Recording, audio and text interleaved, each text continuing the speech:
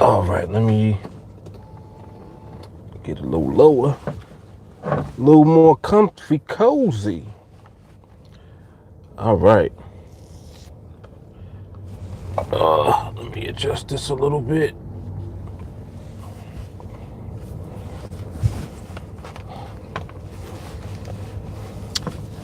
All right, and we are good to go, my friends.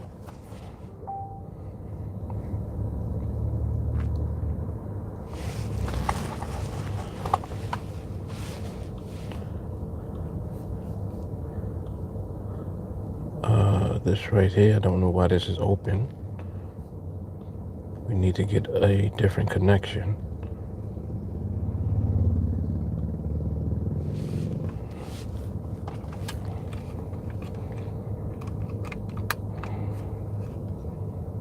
There we go. Yes, nice strong connection too. Very good. That's what I'm talking about. That's what I want to see. Some good internet, damn it.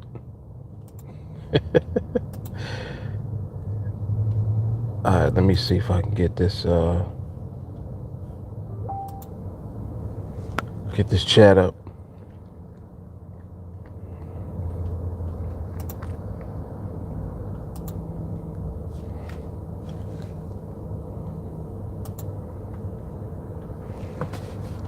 Yep.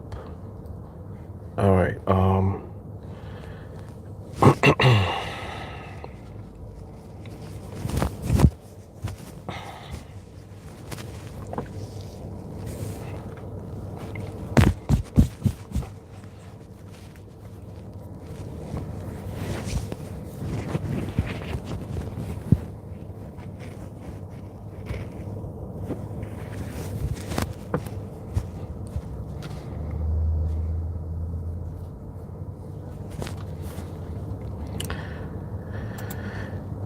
All right, let me see where my chat is at.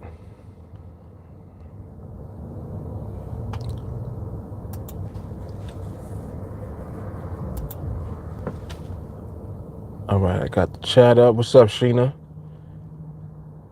What's happening, Don? All right, so I got the chat. Chat is good.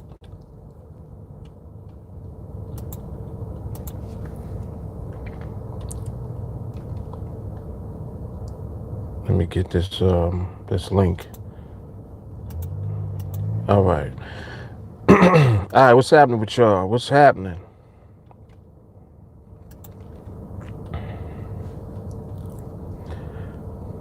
I'm about to get on these charts.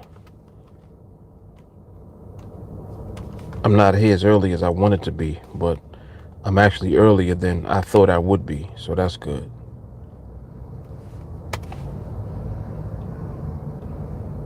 That is a good thing.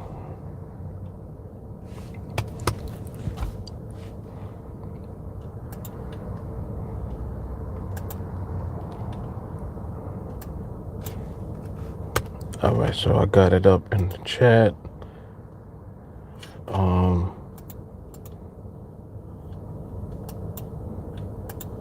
Let me throw it in a group.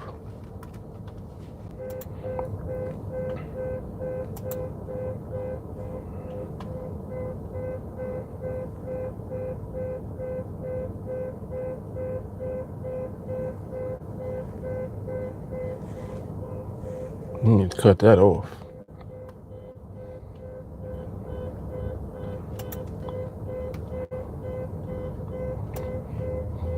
That sound like that's gonna kill your battery. You need to cut that off, bro.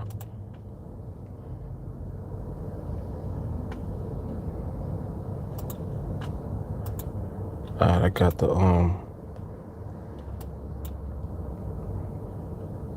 okay, got one more and then we should be good. Alright, so we're good. Good to go. Alright.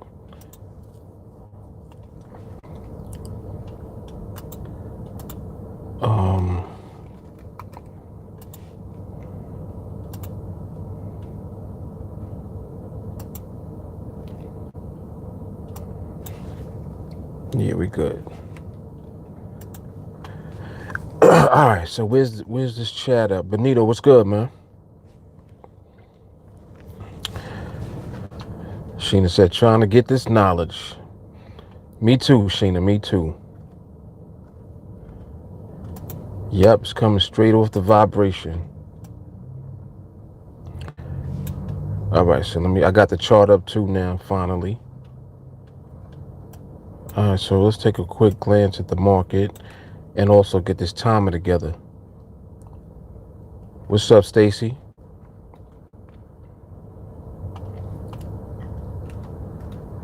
What up, Tyler? I know, right? Perfect timing. Yep, perfect timing, man.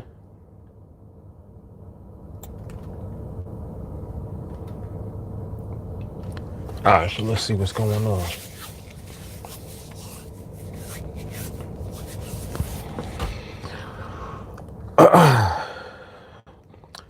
It is hot out here today. It's 95 degrees right now in New York. Kind of crazy.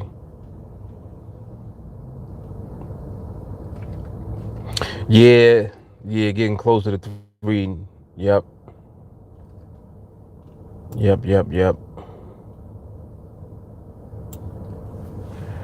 But this is a good amount of time though to be on here. I got on before 3 today, so yeah, like a quarter to 3. So that's like about 2 hours, two and change, up until the market closes at 5. So that's good. Yeah, 95 is crazy. Don said they got 100 in Maryland. Man, as soon as I hit 90 anything, like I'm inside somewhere. Period. Ain't no outdoor activities. Only time I'm spending outside is on my way to get into the next destination that's inside.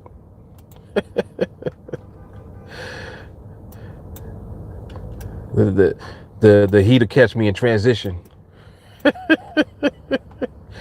as I'm transitioning from going outside to going back inside. That's about it. But other than that, nope. Ain't playing with this heat.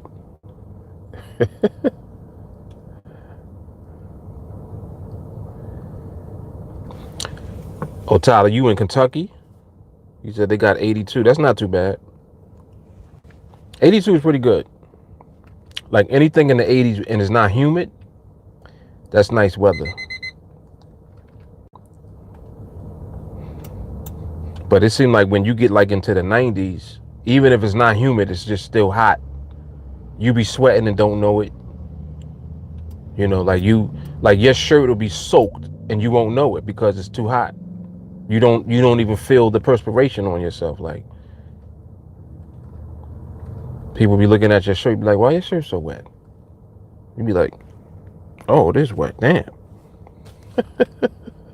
That's 90 plus right there. Wet shirt. What's happening, Mark? He said it's 83 right now. Where you at, Mark? What's up, Winston? Tyler said, unfortunately, yes. What's wrong with Kentucky, man? They got the Derby.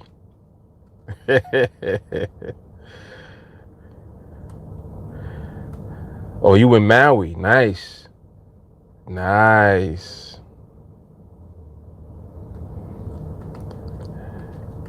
Winston said Oklahoma's hot and humid. Yeah, humidity? Whew. Man. I would take a higher temperature over humidity on any day because, you know, humidity is something that it just tear you up. It makes it difficult to breathe. And of course, it messes up women's hair. So that, you know, that's a no-go. Humidity tear your hair up, right, ladies?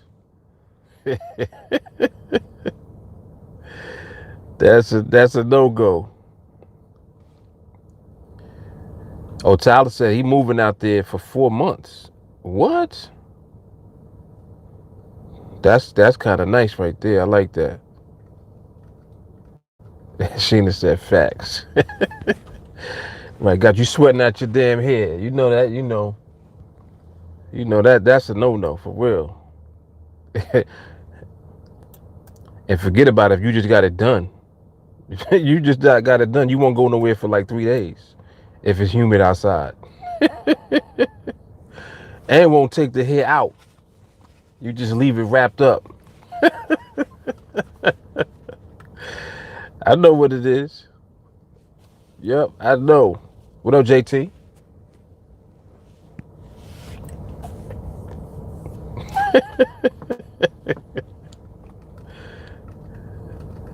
Yep.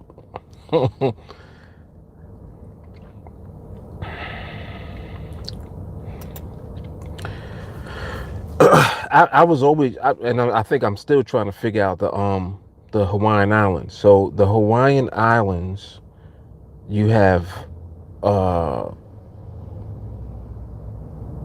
just off the top of my head, I'm trying to remember. You got Maui. You have why can't I think of not one other name now? That shit is crazy. Oh, Oahu. You got Oahu, Maui. One of them starts with a T. What's the one I'm thinking of? It starts with a T. Well, I can't think of these daggone islands. Hawaiian Islands are beautiful. I'm trying to think of the names. I think. What's the one that starts with a T? He's like, you said my islands, man. Right. Everything you just said.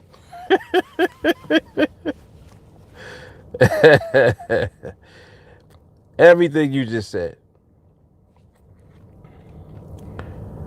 Tyler said not 100% on town yet. Good chance I'll be doing work for trade, so I'm a little flexible. Good friend is already living there, and we are working it all out. She has been there for a little bit now, and is mapping everything out. Nice. Okay. So you're gonna just live there for 4 months, and then you're gonna come back, or like what are you doing? You're gonna just spend 4 months out there, or you're going out there with the intention of ultimately moving out there? Because that's very interesting. I actually know a couple of people that moved to Hawaii, actually, and they love it. Yep, they love it. Winston, does NADEX allow 2 live accounts for one person? No. No, they do not. But if you have a spouse, you can open up an account in your spouse's name. They also have an option where you can open up a business account. But if you do a separate business account, you have to make sure that your name is not associated with the business account information, because otherwise they consider it to be 2 accounts. I mean, the same account, and they won't let you open it. So like it has to be a separate principal, like a separate individual associated with the business. So really the easiest way to get multiple accounts is if you marry or you got kids that are old enough. Then you can open up, accounts in other people's names. So you could do it like that. Tal said, girlfriend always wanted to move to Hawaii. Almost went in 2017. Now we're knocking it off the bucket list. Okay. Only temporary for now, with possible intent to return for the long term. We want to see. Well, when you go and don't come back, we'll know. If you don't come back, then we know that you stayed. Like, I decided to stay.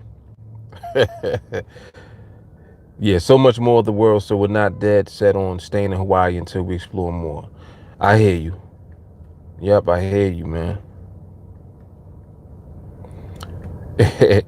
Mick said Kentucky's my backyard. Dirty South.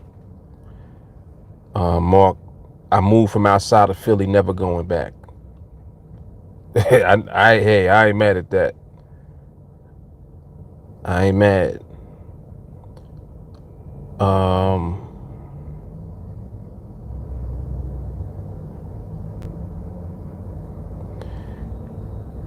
Yeah, so LLC is a single member account. Yeah, it's like that. Yep, it is like that.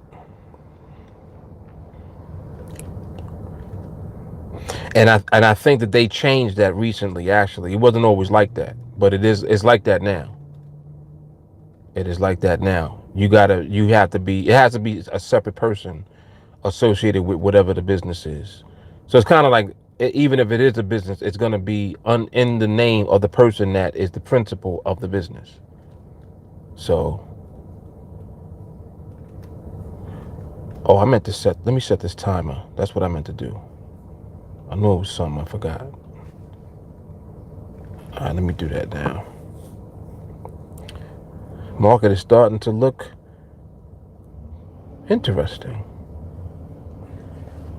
Starting to look a little interesting.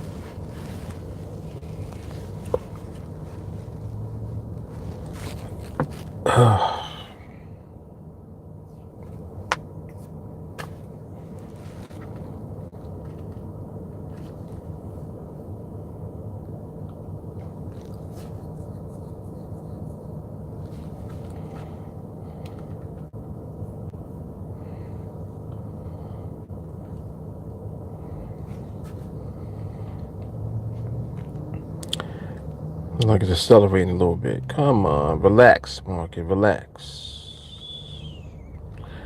Relax.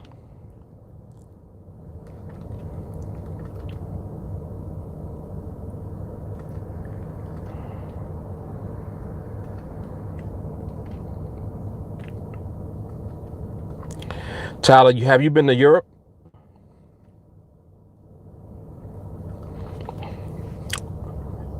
Or really, has anybody been to Europe? I'm curious to know what your experience was like, if you have.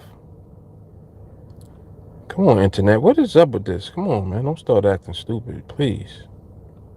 You were doing so good. You were doing just fine. What your experience was like. All right.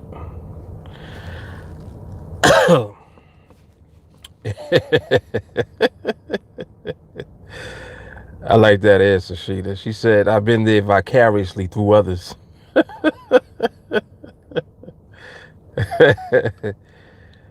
Stacy been to Paris.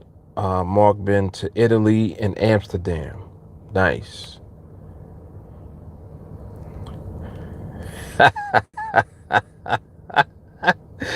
Oh, Winston, you've heard it before, obviously, huh? Oh man. Tyler says she has and I have not. Oh, let me set this timer while I remember. All right, there it is. I finally caught it. I hate when I miss the timer. Then I gotta wait another 5 minutes. My lady studied abroad and went everywhere while she was over there. After we hit a few more states, it's my turn to see Europe. Nice. Stacy said, I loved it because I have family there and I stayed for free. I know that's right. So she's like, my experience was awesome, damn it. Shit. I ain't have to pay them expensive ass hotel prices. Everywhere in Paris is expensive. Like to stay, there's no bargains when you go there to stay. You're gonna spend $150 a night or more anywhere. You go to the upper echelon hotels, that's like an easy $400 to $500 for the night. But you get cheese and wine. Yep.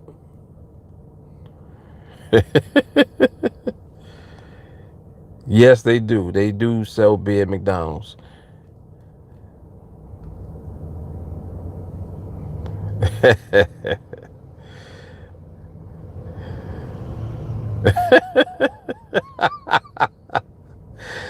Winston is crazy. He said I sent full of extra butt subscription because the story was sweet. Oh man. Well, where shall I start? Should I talk about the fondue? I don't know. I don't know if I should talk about the fondue. I might turn some of you off. Well, first of all, y'all know what fondue is, right? My goodness. Who? Let me see who knows what fondue is first. Let me see. Then I see. All right, Stacy's with me. Sheena said fondue who? Winston, you on it. There you go. Yes. Yes, Mark, it is melted cheese, and Winston's description is perfect. That's the association that you have with fondue. The equivalent of dirty ass socks. Yes. Yo, that cheese. Ugh. And the terrible part about it is that, like, where we were at, we were in I'm like, come on, really? We had the nerve to be in a private room. So that means like there was very little ventilation. Matter of fact, there was no ventilation. We were in the room, closed off from the rest of the restaurant that we were in. So they bring the fondue in, and I'm like, no, you're gonna have to get that out of here, or I'm leaving. Yo, that cheese, as soon as they brought it into the room, it was instant funk, like instant. And it was like you can't escape the smell of that cheese. First of all, it's hot melted cheese in a pot. They bring the pot out, then they have like little, pieces of toasted bread, and you're supposed to dip the like scoop the cheese out and put it on the bread and eat it like that. I don't even know what it tasted like because I left. Like I could not tolerate the odor of the cheese. And I hope that this is not offensive to anyone, but if it is what it is. For me, it was offensive, so I was offended. I was offended by the odor. It just was too much, man. It was overbearing. What up, Shawnee? He said, "Talk stinky cheese." Stacy says, like having the runs.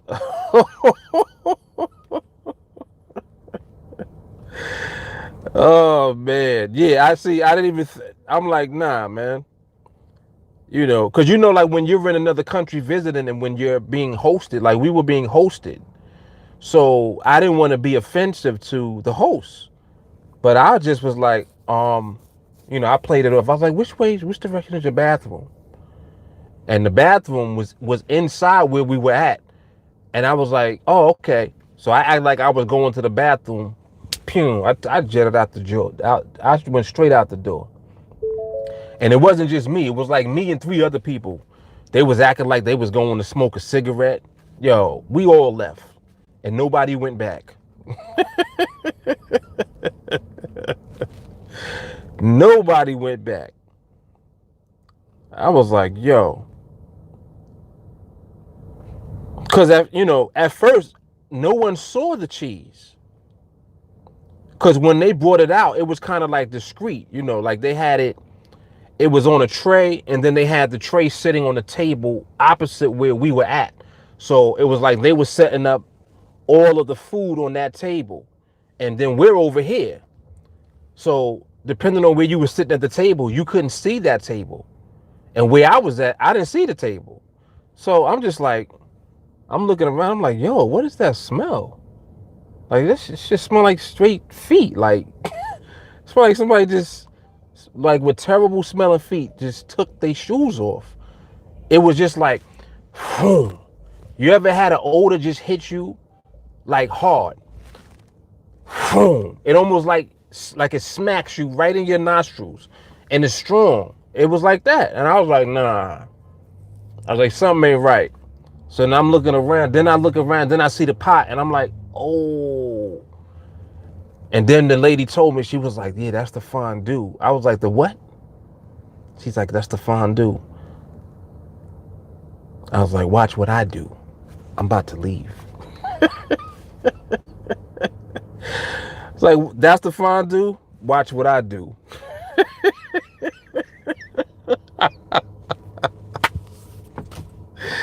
Yo, I was in the wind immediately.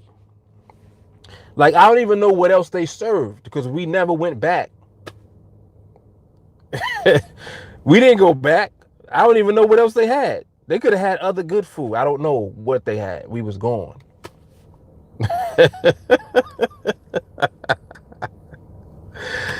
Oh, snap. Yeah, man.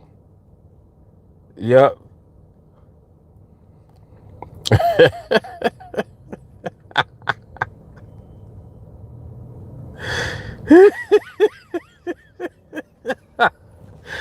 We fondue this. Right, I'm fitting to do this.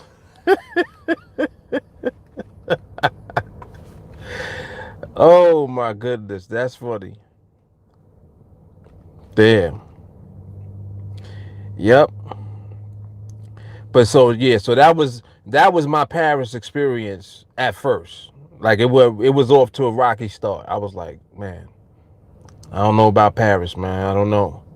Then another interesting thing is the meat market. Now, when you go to Paris, you know, you think meat market, right?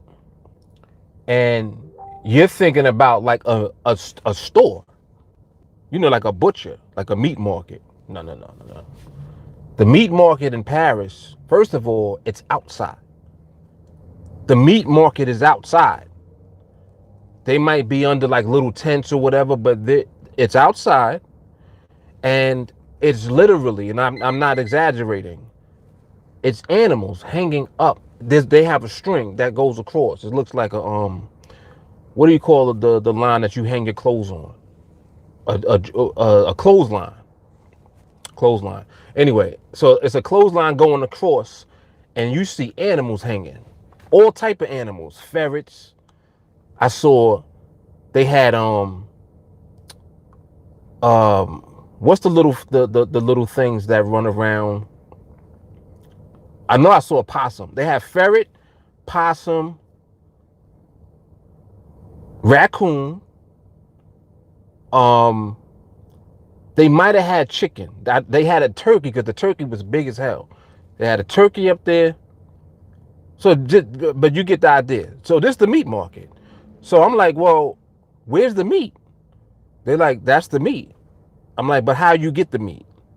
They take that dude down, whatever you want. You want this, they take it down, and right there, chop, chop. They chop them up. Right there. Yo. I was like, see, you know, like when you go to different cultures, you're learning, and at the same time, you are being exposed to things that you just not used to. You know, so I was like, all right, I see how y'all do, you know, as far as the meat. So needless to say, I ate absolutely no meat at all when I was there. Like nothing. We literally were eating bread. The croissants were delicious. The croissants, the bread, they had really good butter. And they had some of the cheeses were pretty good. They had these places that you would go into where they had a lot of pastries. You know, they had well, actually no, I did have I had a I don't even know if they call it a hot dog, but it was like a hot dog. It was like a sausage when I first got there, and it was on a nice big piece of French bread. They had the bread sliced open, and they kind of like toasted it with the sausage. That was good. That was good. But that was it. That was the only experience that I had with any meat while I was over there. So other than that, I just had cheese, bread, and water in the bottle, because you can't drink Like, there's no drinking the tap water over there. You can't do that. Like, they don't even bring you water in the glass. They bring you a glass of ice and they bring you a bottle of water. That's your water. Yep. Yeah.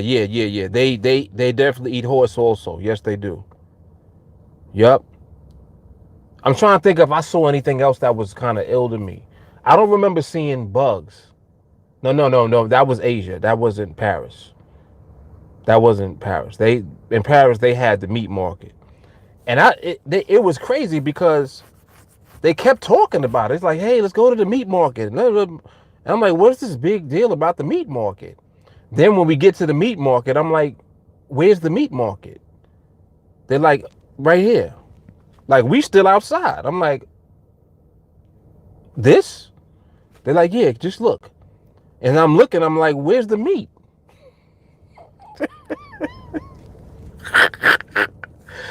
Then I'm looking up and I'm like, wait. I'm like, I know you ain't talking about these animals. Sure enough, yes it was.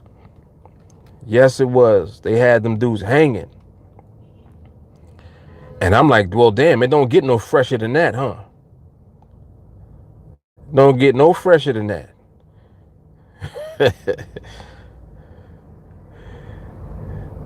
Stacy said, you're vegan now. Yo, I know I was vegan for at least 2 weeks by the time I got back home. For at least 2 weeks. But you know what though? Like, it's funny because the last day that we were there, I had an excellent experience. I mean, it was awesome. And it was even amplified that much more because the whole time while we were there, we were like, after a while you get tired of eating bread and cheese. So it's like, damn, I want a burger, but I don't want a burger from here. You know what I'm saying? So we were kind of like that and like getting a little stir crazy. But the last night we walked out and we was like, yo, let's just go walk around, just see like, like what's up. So we walking around and sure enough, didn't even walk 5 minutes away from where the hotel was. Cause we had to like leave the group also because they just kept going places that was just like, yo, no, I don't want to go there. Like it was kind of like that. So we was like, we're gonna go off on our own. So we went off on our own and we found a little restaurant.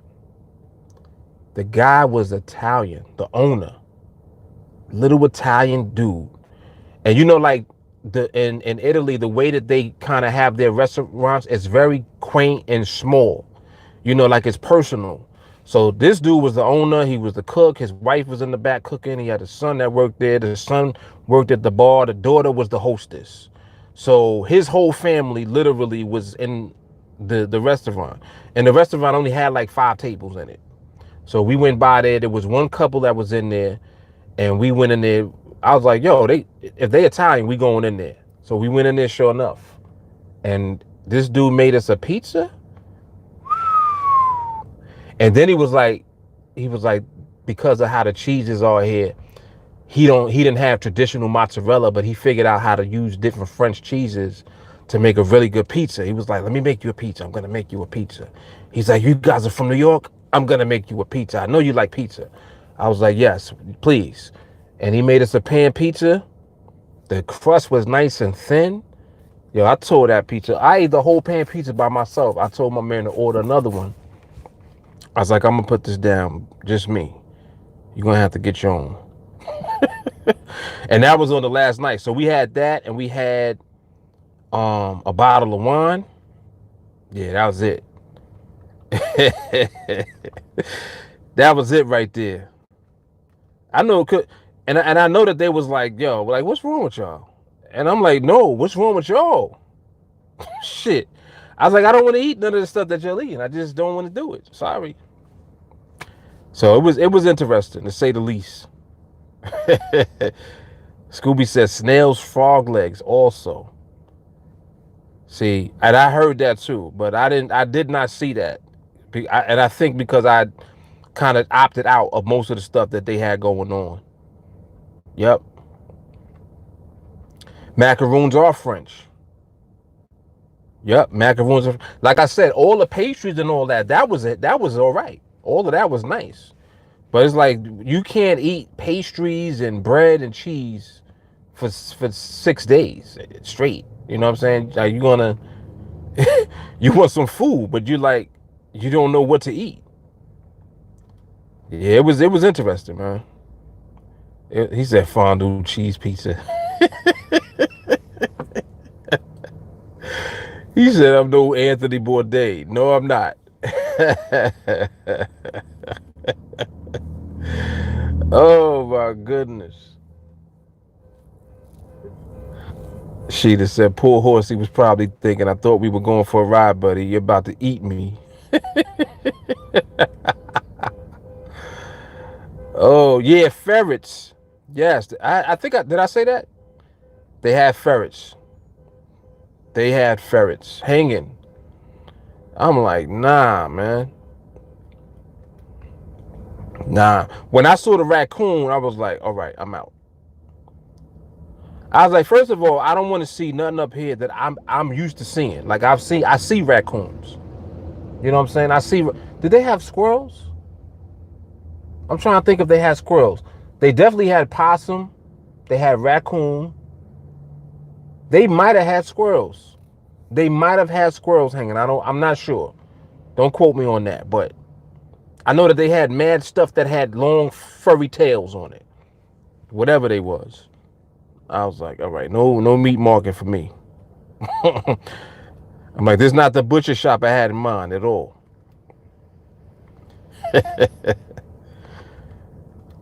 Oh man.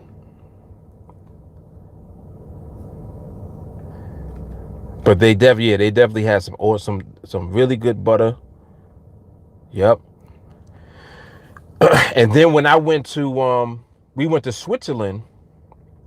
Now, I love Swiss cheese. Switzerland, they had unlimited blocks. It was like a little block of cheese. And that was the best Swiss cheese that I've ever had. It was so fresh. And it was everywhere. Anywhere you went. If you wanted some Swiss cheese, they had the block. It was wrapped around in plastic with a gold seal on it. It was like the same brand that they sold everywhere, that they had everywhere. That cheese was awesome. So I was definitely eating a lot of Swiss cheese. What else was interesting in Switzerland? Oh, in Switzerland they had meat in Switzerland, and it was like you ever see what raw bacon looks like? Like imagine taking raw bacon out the pack and putting it on the plate. That whatever meat that was that they had, that's what it looked like. It looked like raw bacon, and they had a side of sauerkraut, and they had bottled water. So it was like sauerkraut, that raw bacon, Swiss cheese, bread, bottle of water, bottle of wine. And I was like, okay, we must be still on the French side of Switzerland. Because in Switzerland they have they have French culture and then they have German culture. So depending on where you are, the food is different, the cuisine is different, and it just was the whole experience overall was just very interesting to me. It was very different, you know. And I don't think I was probably long enough. I wasn't there long enough to experience enough to see more of what they had to offer as far as food goes. Like I didn't spend that much time because I was so turned off by that meat market. I just didn't want to eat nothing while I was there. Like I just couldn't do it. I couldn't eat. I couldn't mess with nothing. I didn't want to try nothing. I didn't want to do nothing. After a while, I kind of wanted to go home. I was like, please take me back home.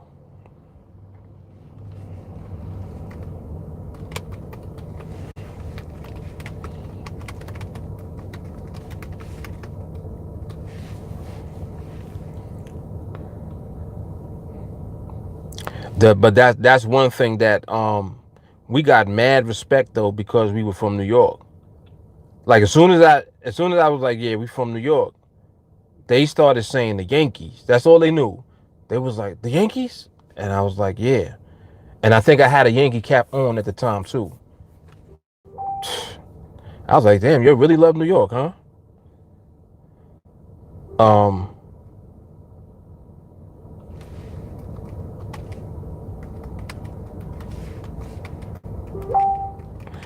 yeah, there was a guy that was at the bar, and he was just buying us whatever we wanted to drink, just because of that.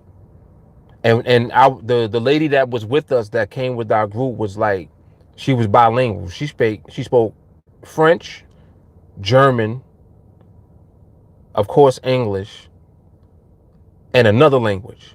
So when we was there, it didn't matter who like we were talking to. She was able to communicate with everybody. So yeah, that was awesome.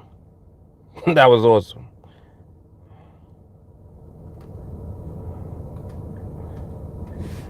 Yep. So that's my Europe experience. But where did I go in Europe that I liked the most? Actually, it was in Switzerland. There was a place called Saint Moritz, and Saint Moritz is like a small. I guess it's a town, but it's bigger than a town. But it's small, relatively speaking, as far as the city goes. But Saint Moritz is like in the middle of the mountains, so it's the altitude is very high. And when we went, it was wintertime too, and they have had experience cold, like for the first time ever. It was so cold there, and the way that the cold is there, it's like um it's a dry cold. But it was so cold that when we went outside, mind you, just outside the hotel, like all we did was step outside the hotel and just was standing in front of the hotel. We were out there, couldn't have been out there for 2 minutes. And we out there and we talking, you breathing cold, you can see the cold coming from your mouth as you're talking or whatever. Then as I'm breathing in, I'm like, the hell? So in my nose, I'm thinking like I got boogers in my nose. And I'm like, nah, wait. So I'm squeezing my nose. I'm squeezing it. The hairs in my nose froze. That's how cold it was. I'm like, yo, my nose hairs are frozen. Cause I'm like, I know that I didn't just get boogers out of nowhere, like for no reason. My damn nose hairs got frozen. And I'm like, what is that? That's how cold it was. But it's like one of them unassuming colds where it's so cold you don't really know it's that cold because it's not windy. Like the wind wasn't blowing all crazy or nothing like that. It just was cold. So that's the first time that I experienced that cold. Then they broke it down. They were explaining why the temperature is like how it is and why it gets to be so cold and all of that because of the altitude and how high it is. And I was like, okay, thanks. Thanks for the lesson. I'm like, all I know is that my nose hairs got frozen messing around out here. But yeah, but I actually had enjoyed that. And then we took a train ride through the mountains. And when you on the train, now that right there was crazy too, because it was a panoramic train. So the ceilings were glass, like they were see-through. You could see through the roof and on the sides. So you're in the mountains and like there's snow on the trees. Like it looked like a beautiful winter wonderland. Like it was snow everywhere. Snows on the trees, and it looked like Christmas, kind of like, you know what I'm saying? And you're looking, and then you look down. If you're like by the window, if you in the window seat and you happen to look over, remember you in the mountains. You look over, the track is on the edge of the mountain. So when you look over like this, it's a straight drop all the way down.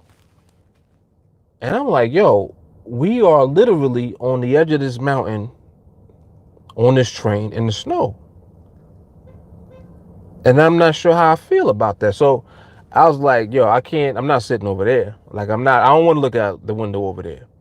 So I shifted all the way to the other side of the train on the inside of the aisle seat. And then I tried to just not think about it. But the train ride was awesome. But I didn't realize that until I looked out the window and I was like, wait. So we really on the edge of this mountain the whole time. The whole time. And it's doing curves and turns. You're going up and you coming back down.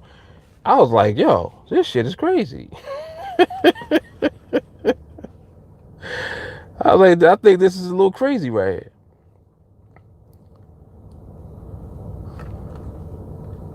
So very interesting experience, to say the least.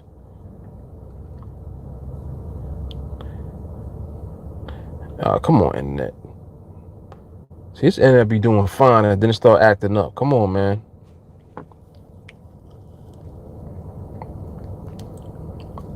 Why?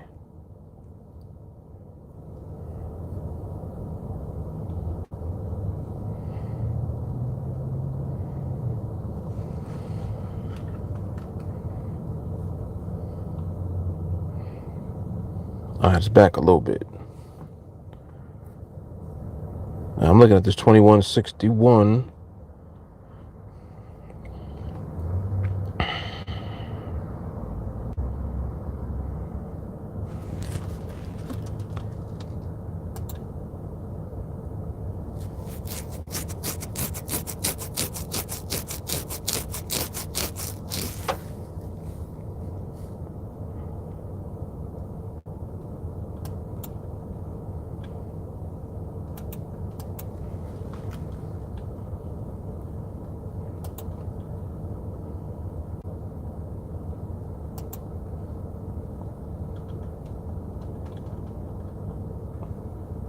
Market is getting there.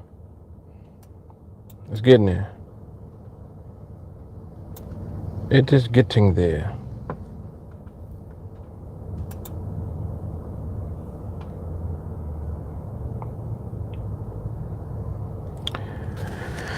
All right, let me come back over here. What's up, Mike Santos? What's happening?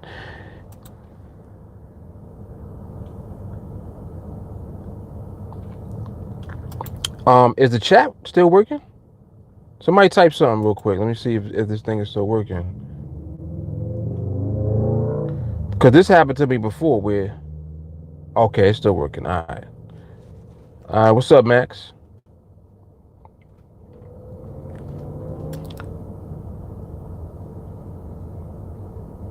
All right. I like how the market is beginning to position itself, actually.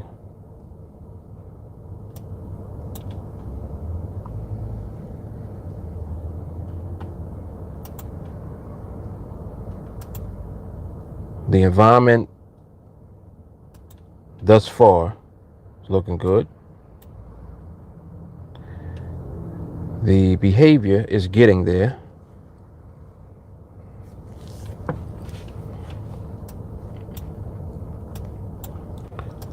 So overall, I would say that we're getting closer to something potentially taking place, but we're going to see what goes on.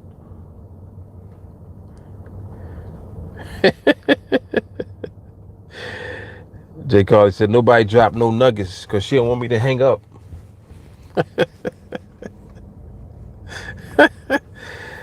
2 nights in a row on trading. I told you, and I warned you. I said, yeah, listen, you better not drop nothing. I hang up on you. Somebody said they beat me to it. I think it was JT. He said he hung up first.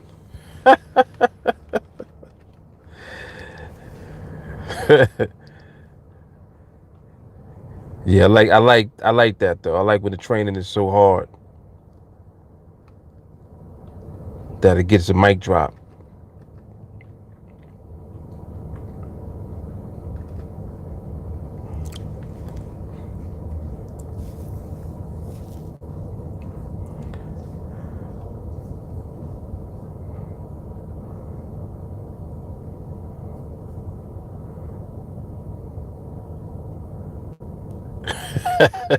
Soon as you said that, the live froze. Wow.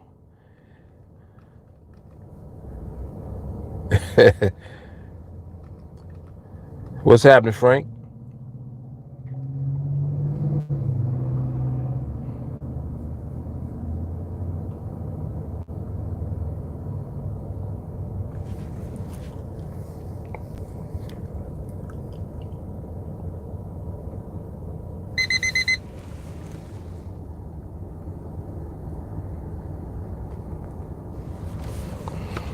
Frank said, having an issue with my girlfriend, wondering if you got some advice.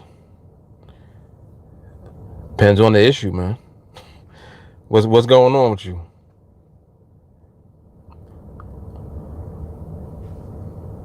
What is going on? What's up, Franklin?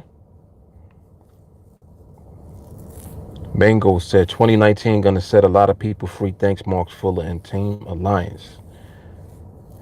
You are correct, my man. And it is certainly a pleasure.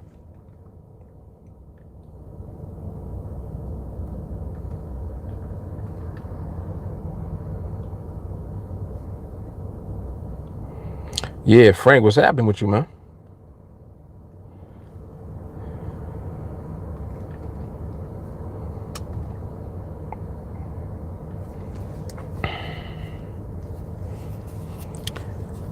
He said, how can I ask her to shave?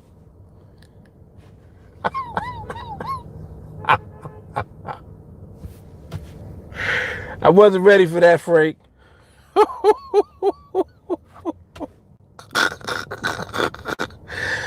Yo, I was not prepared for that. Damn. Well, first of all, are you being serious? If you're being serious, then I'll give you some advice. But if you acting crazy, that shit is funny.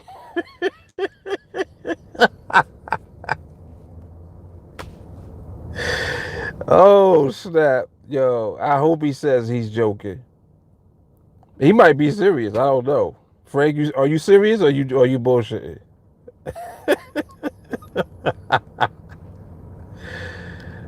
Oh, snap.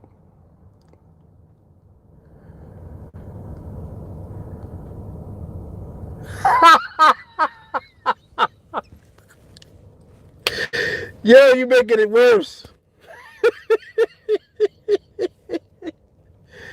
Yo, that is hilarious. He just made it even 10 times funnier. Damn. All right, so I'll read the question first of all. He said, how can I ask my girlfriend to shave her chest hair for formal events when she wears low-cut dresses? Then he says, it's only like 5 or 6 strands, but I'm embarrassed.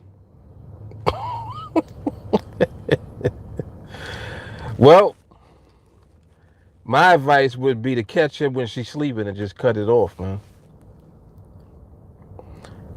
Wait till she go to sleep, chop it off. Look at what Mark said. He said the same thing I said. Oh, snap. Jay Carly said, if you can't tell her to pluck them, then that ain't your girl.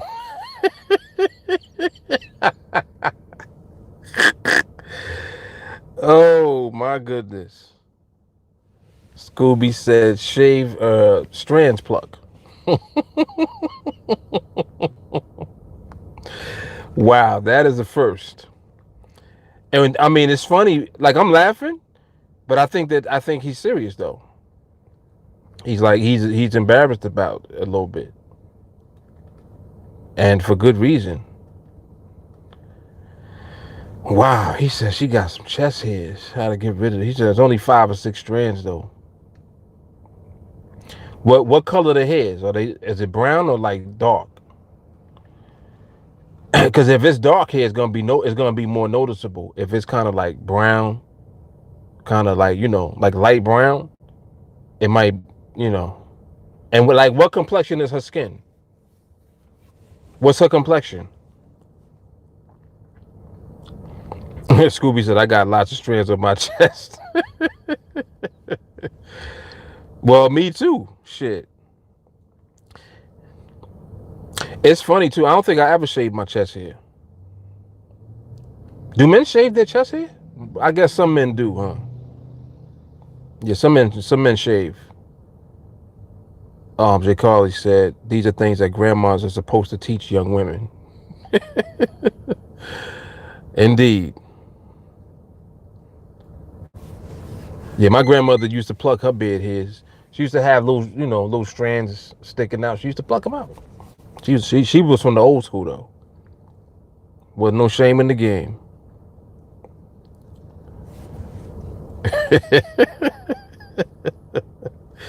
Yeah, y'all are hilarious.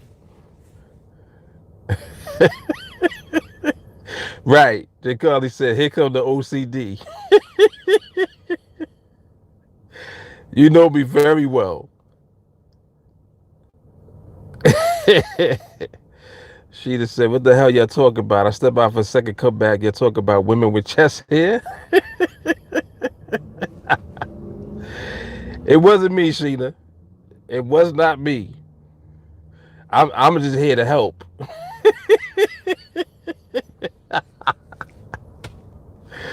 Oh, snap. Jay Carly says, some men do shave. Okay.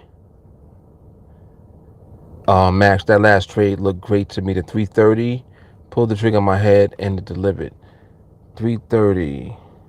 The 330 was the one when I started talking about the environment, right? Yeah, the behavior during that was very good. Environment is nice also right now too.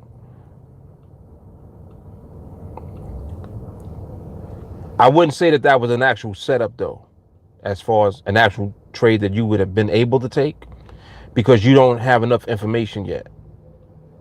You still need to see more. To have more confidence in anything that you're looking at right now anyway. Scooby said most bodybuilders and gym junkies shave. All right, so then I'll never shave. I have no intentions of becoming a gym junkie at all. Tyler said, wait till she's sleeping, yank it all at once. Once she wakes, tell her you smack the spider off. Oh, snap. Gary said he got dreads coming out of his chest.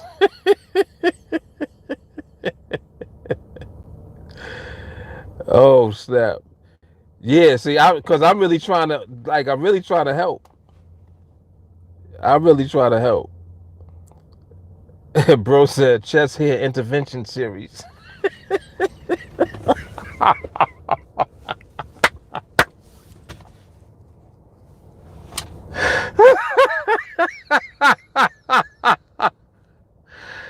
Oh shit. Yo, y'all are crazy, man.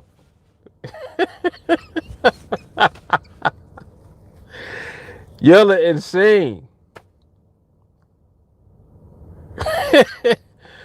Oh my goodness.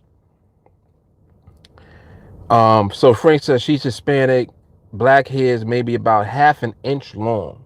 So half an inch is like about that. Like this right here. And he said there's 5 or 6 strands sticking out. So it looked like a little patch then. That's a little patchy, Frank. And if they black hairs, yeah, that's noticeable. So did you tell her to shave it? Like, did you tell her to shave? Shit. Tell her to come to the barbershop with you. Like, listen, get in the chair. And the barber be like, you want to cut? Be like, yeah, right here.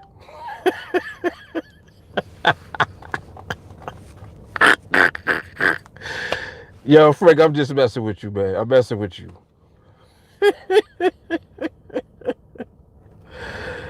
Oh, snap.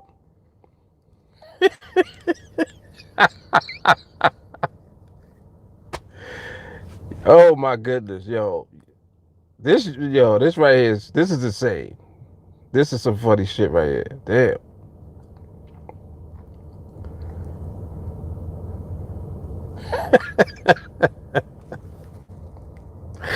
He said, feel the fear and pluck it.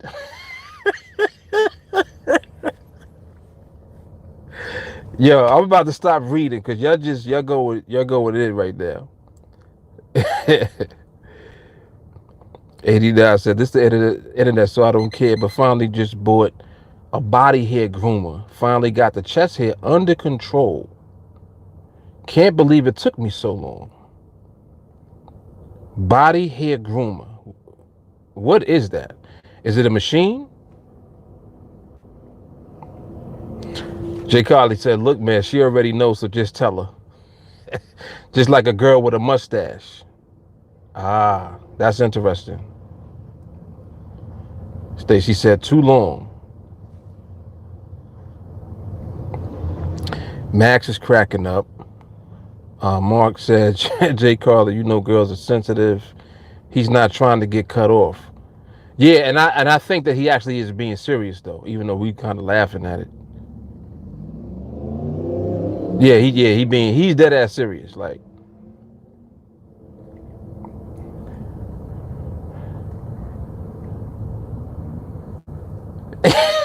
Jay Carly said, tell her to message me.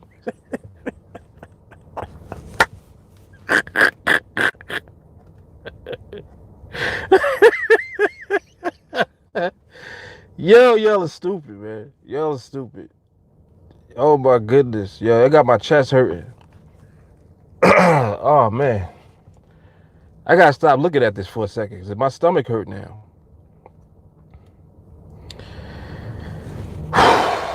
Jesus.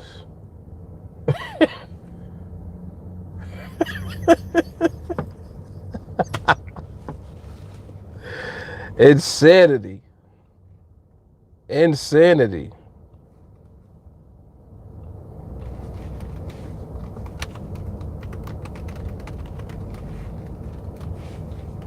Mm-mm-mm.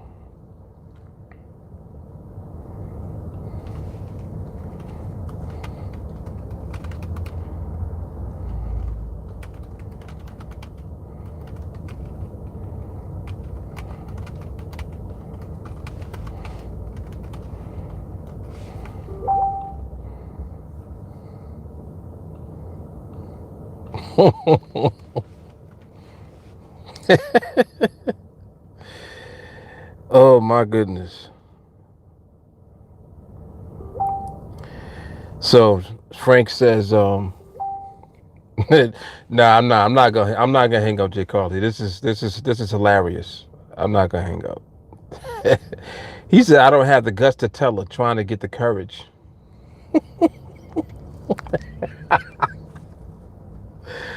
Frank. Oh my goodness. Frank, you really must love and care about her though.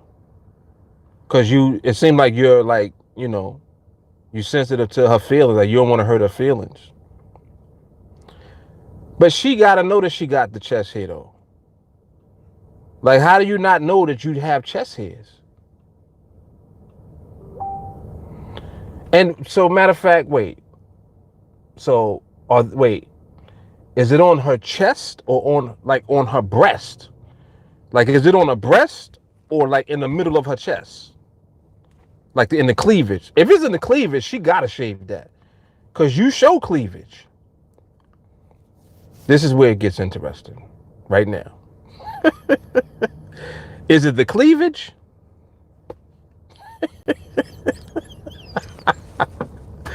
Yeah, I can't believe that we going in like this right now. But what's funny is that we really like. I'm actually being serious though. Like I'm actually trying to be serious to help.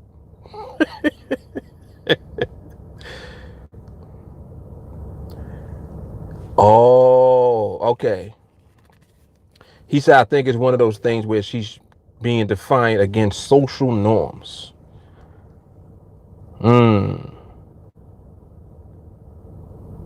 So then, all right. So what else do she do? So I hope that don't mean she don't. He said kind of a feminist type. So what else does she do? Now I'm interested in knowing more. What else does she actually do? Because it sounds like that's not it. Like there's more. Very interesting.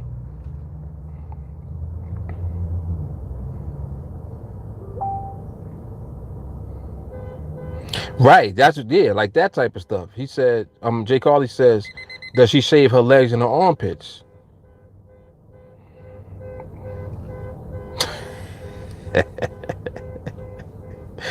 Scooby is on my wavelength. That's why I see, like, I didn't want to just say anything. Because I got a bunch of questions if that is the case. But no, he said that she's Hispanic, so she's not French. Nah, she's not French. She is Hispanic, he said.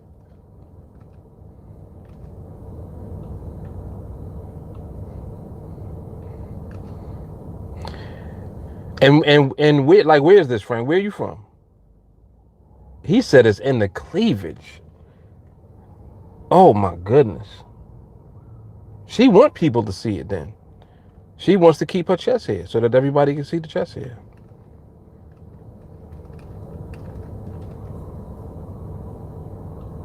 Man, Frank, I don't know what to tell you, man.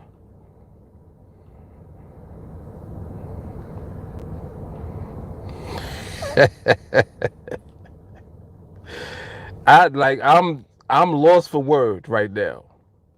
Just off of that. He said it's in the cleavage.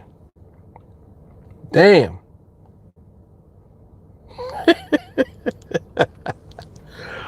Mm-mm-mm.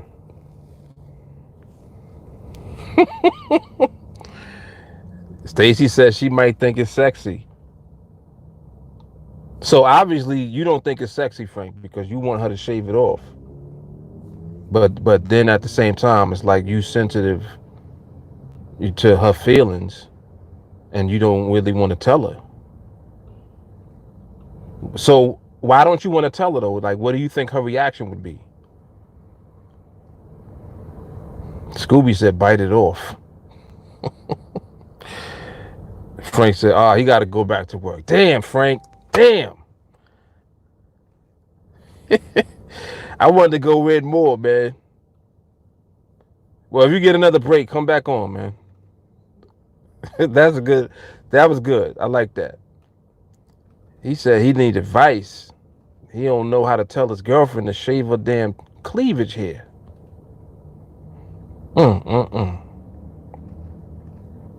Yeah, we need more details, Frank. Whenever you get back to it, we need more details. Right. See, we got it's mad questions on deck. Right. Has she always had chest hair? She just said this reminds me of that Martin episode.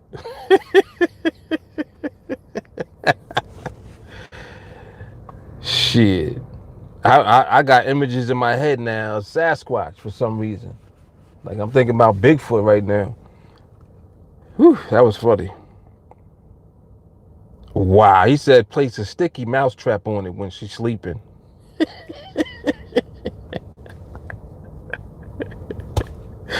Y'all are wrong. Y'all are totally wrong. Don't listen to him, Frank. Don't listen to them.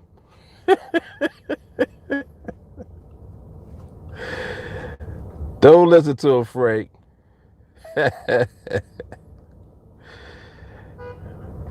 J. Carl said, after you hit 30, pluck, shave, pluck nonstop until you die. Wow. Bro said, because if she has, and this is the first time he's wanting to bring it up, then that's why he doesn't feel the courage to tell her about it. I thought about that too. Because I'm like, so you just saying something about it? Like, did she just grow 5 or 6 chest hairs and leave them there?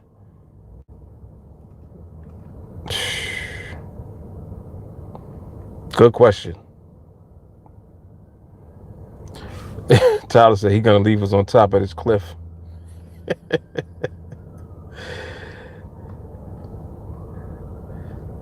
J. Carter said, be in the mirror for days. Sheena said, she sounds like a strong woman. I don't think she would get offended. From the sound of it, it sounds like she the one with the courage.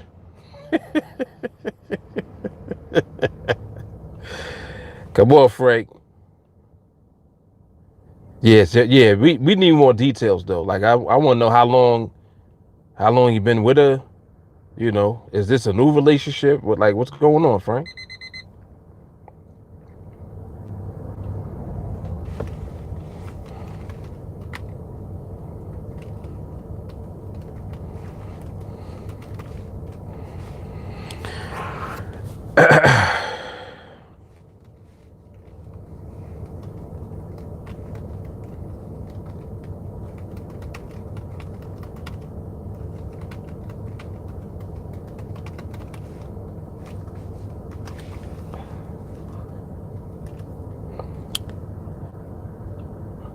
All right, look at this one right here. This 2153 real quick. See what this one looks like.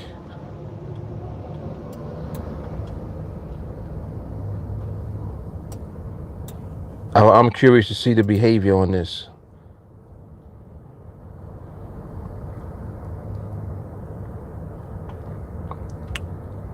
Oh, no, not even. What the hell? I'm on the wrong. I thought something looked funny. All right, hold up. I'm looking at the euro. How the hell did I get on the euro? All right, no. So, my bad. So, yeah, it was the 2153. But the behavior's still looking funny a little bit, though. Behavior's still looking a little funny. So, we still, of course, are in observation mode. Okay. Well, that was good information. Told us a lot right there. Let me come back over here.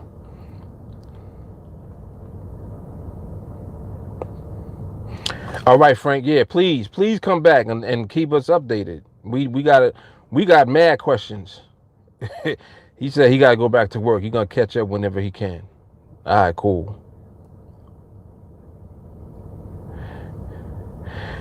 Bro said, wait, Jay Carly said I have a Hispanic girlfriend. She has a mustache and she think it's sexy, so she leaves it. Well, yeah, some women, and actually on some women, a mustache, it does look kind of cute, but not sexy. It ain't nothing sexy about a mustache on a woman. I'm sorry. If it's like a younger girl that's hairy, sometimes they might have like a little fuzz. Like I'm not talking about that. If you got a mustache, like you got what I got, that's a problem. Nah, we can't do the Charlie Chaplin. We're not doing that. We're not doing the Charlie Chaplin. Sorry. Bro said, I learned this a while back. Expect what you accept from people. So if you accepted the fact that she had it when y'all met and never said nothing, then that's why you feel some type of way about it. Yes. 100%. Yeah, certain things you got to establish out the gate. You know, that's one of them things where y'all don't know about Frank. Maybe Frank met her and she was showing that cleavage and them hairs was there already. And he just probably was like, nah, they ain't his. Maybe he just blocked it out. And then he woke up today and was like, wait, no, they are his. Who knows? Who the hell knows, man? We need more information from Frank. Gary said it sounded like the girlfriend got more chest hair than Frank.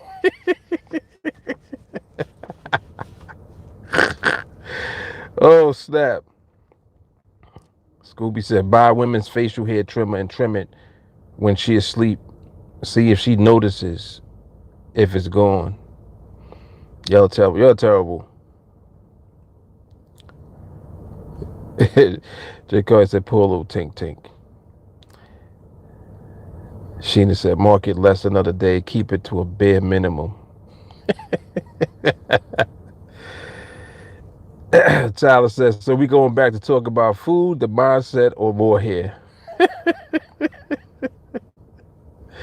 I don't even know. I have no idea where we're going to end up at. Yeah, that's what I think. That's exactly what I just said, right? Yeah, I think he blocked it out. I think so. I think so. Scooby said, bushy women are not sexy. Well, at least not 2019. 79, you might have been able to get away with it. 2019, nah.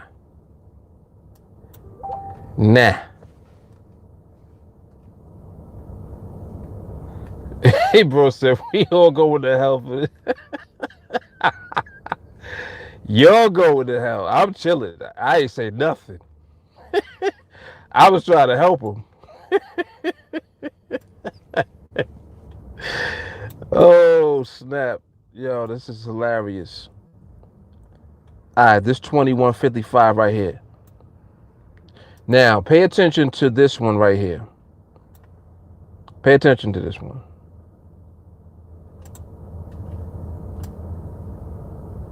You see that? That right there is what you don't want to see. Now, right now, I'm actually just looking at the details of a potential trade. And you look, you see? So that behavior is still in there. And that's how we know to stay the hell away. Beautiful thing. All right, so we know that behavior is still funny looking. All right, cool. So we just continue to observe. Keep it moving.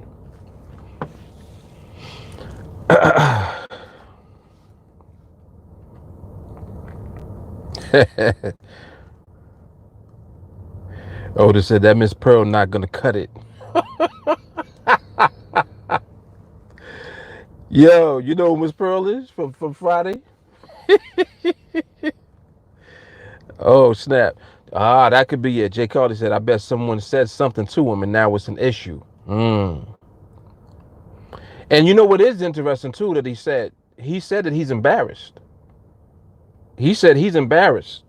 Now, I don't know if he means like he's embarrassed for her or he's embarrassed. You know what I'm saying? I kind of want to establish if that's what he is saying. I don't know which one it is. I'm not sure if he's embarrassed or he is embarrassed for her. Because she might not be embarrassed. And if she ain't embarrassed, then it's you who's embarrassed. You know?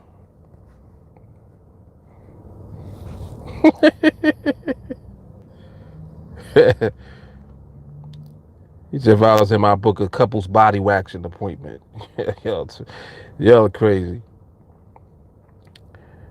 She must have had other awesome qualities to overlook the chest here. Is all I'm saying.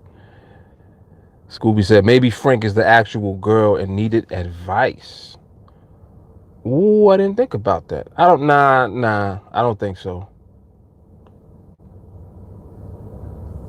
I don't want to think that. But it's possible. It is possible.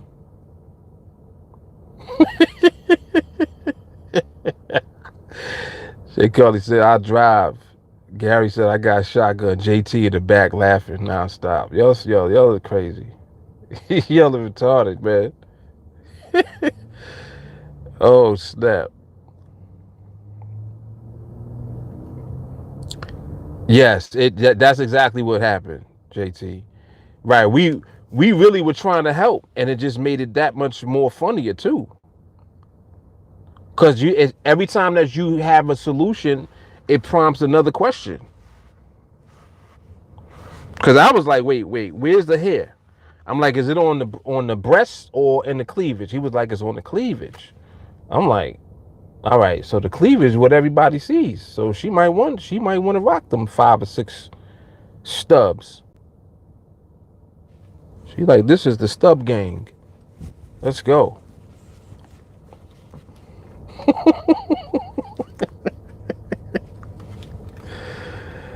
Stub gang. Now I'm gonna start using that hashtag. Stub gang.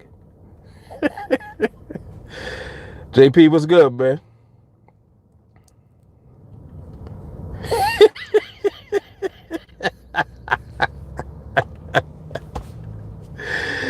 Yeah, hey, you right. Right now, you right. For that last one I just said, yes, you right about that. Terrible.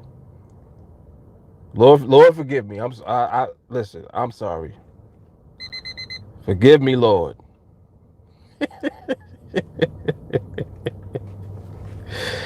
Y'all ain't right. Y'all are funny though, cause y'all said y'all gave him every option and alternative that there is.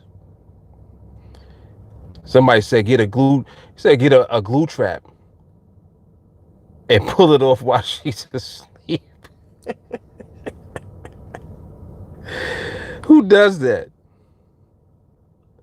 Somebody would do that. Somebody actually would do that. JP says shaking off the H-Town traffic.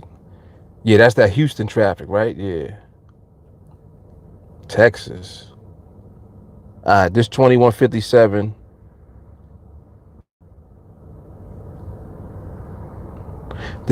This is looking like it's stalling a little bit. But I think that you're seeing the behavior transition if this actually holds until the end. This is going to be a transition that you're actually bearing witness to as it's happening. So this is actually good. See what it does all the way through.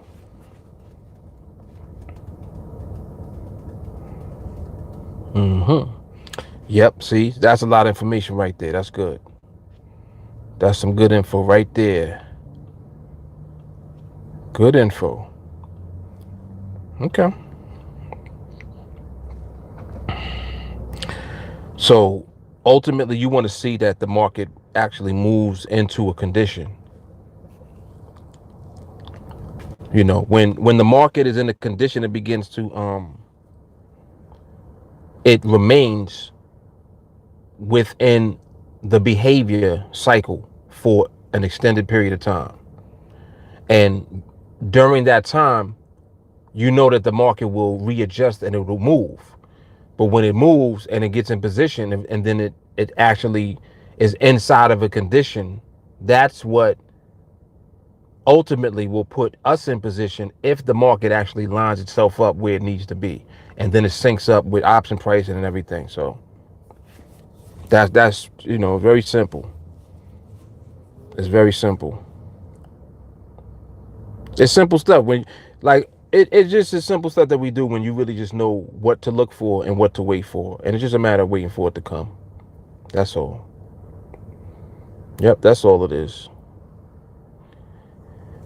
You don't do shit until it does.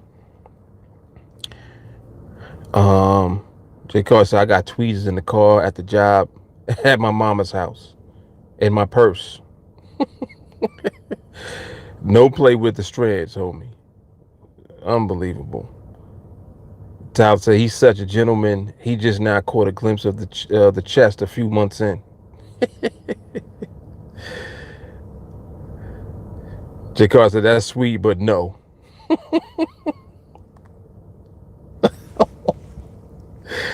Gary said 5 heads plus 1.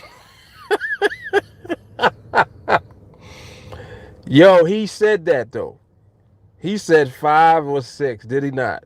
Yes, he did. Oh, snap. Like, yo, your girl is meeting the parameters right now, man. She meeting the parameters, dog. Oh, man. Unbelievable.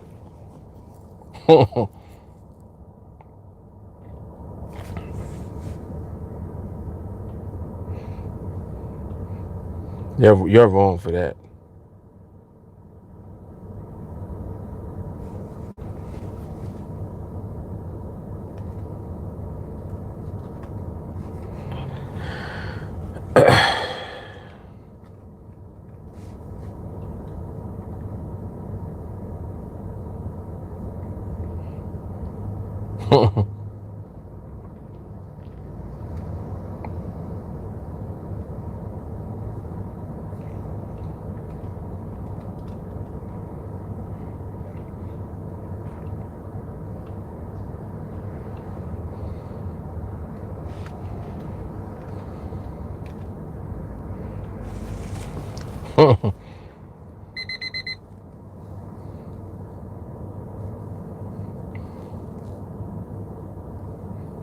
Yeah, today definitely is jokes.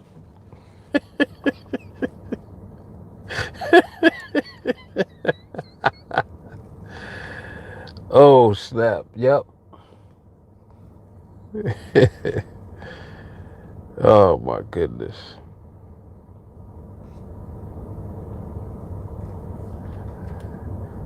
Insanity.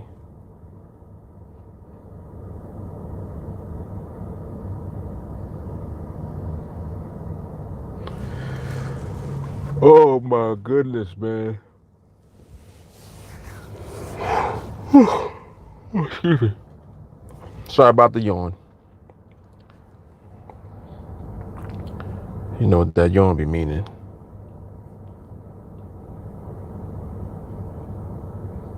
Power nap on the way. Yeah, there's still some funkiness here. Still got some fondue in the market right now.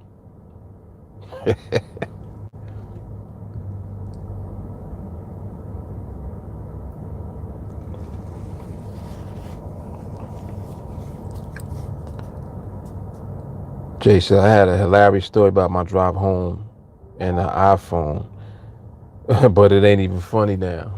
I don't think nothing gonna top Frank. Frank is he got it.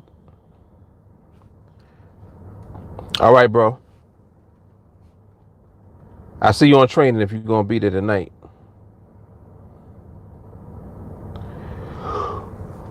Oh my goodness. Oh, damn.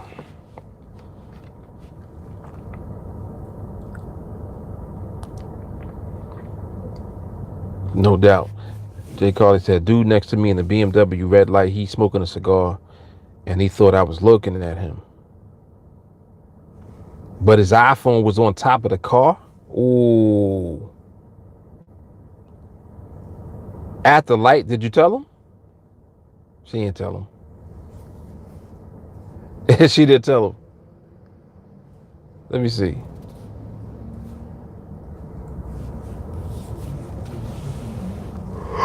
He over there flossing. He flossing with the cigar. Left his damn phone sitting on top of the car. Come on, man.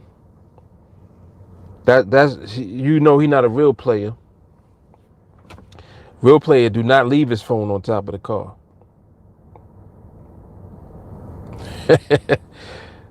Tyler said, you tell him that there was a turd on top of his car.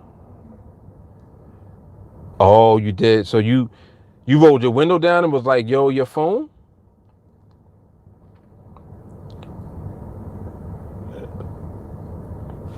And if you rolled your window down, then he probably rolled his down because he thought you was trying to holler.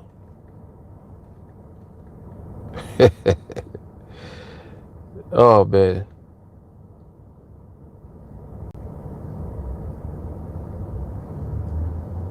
I was waiting for it. Tyler said, iPhone users do that. Oh, snap. What? Oh, he took off and the phone fell off. Oh, that's a player that's a fail. Like, you not a player. Oh, that's terrible, man. Man, oh man. That's what I was saying. I'm like, first of all, who puts a phone on top of the car? Who does that?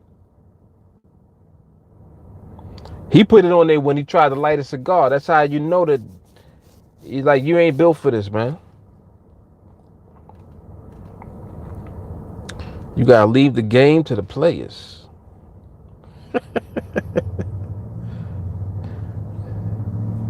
Don't hate the player, hate the game.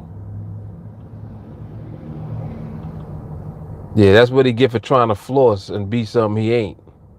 Over there smoking a cigar. First of all, it's hot outside. Why are you smoking a cigar right now? Like, why you smoking a cigar outside in the daytime? Come on, man. There's protocol. There's protocol for cigar smoking, and that ain't it.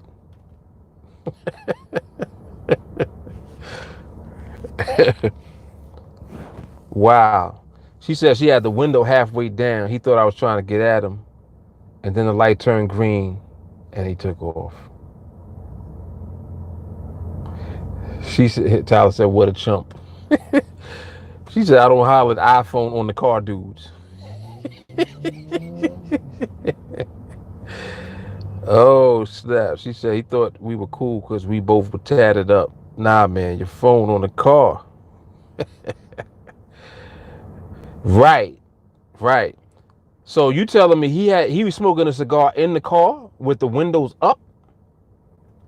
Don't tell me he had the windows up, please.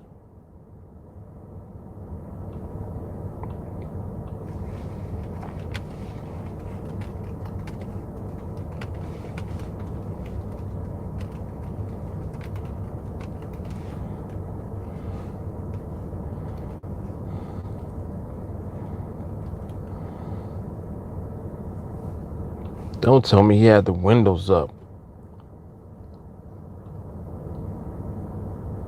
Oh, the window was all the way down?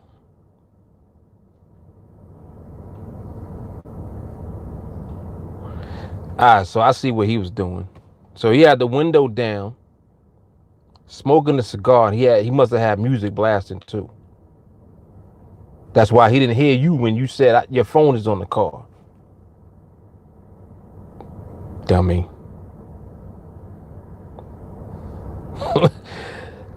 Dumb.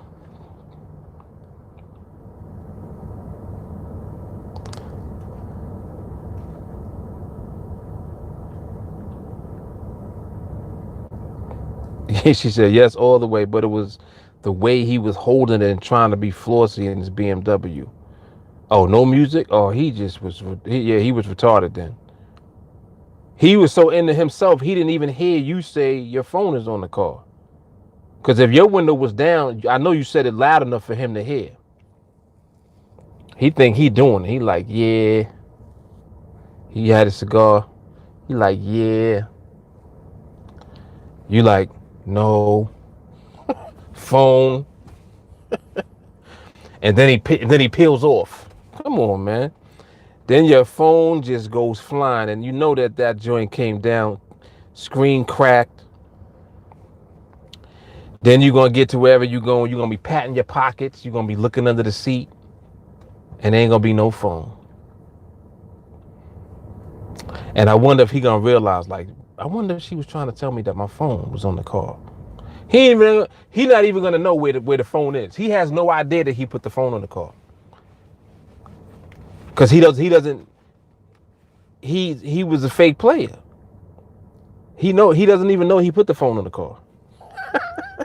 That's what's crazy. He don't even know. He has no idea where his phone is right now. That's crazy. Tyler said he probably got the BMW on a 7-year payment plan, feeling big. Oh snap! I think BMW drivers they're one step a little bit more crazier than iPhone users. She said he was too interested in my tattoos and the purple hair. She said, "Let me tell you something about tattooed people. We all family. We see each other and nod our heads like, what up, fam?" Oh, that's funny. That is hilarious.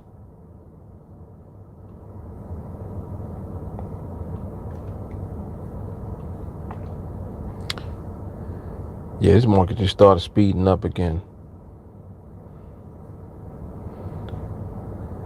Now, one other thing that I do also when the market does speed up, I still pay attention to behavior, because you know that the market moves in cycles. So if it cycles and switches up, that's cool. But knowing what it switched up in particular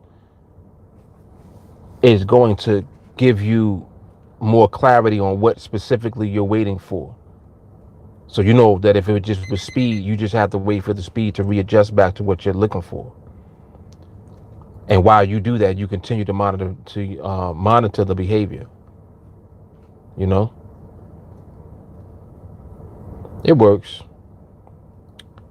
It is very effective.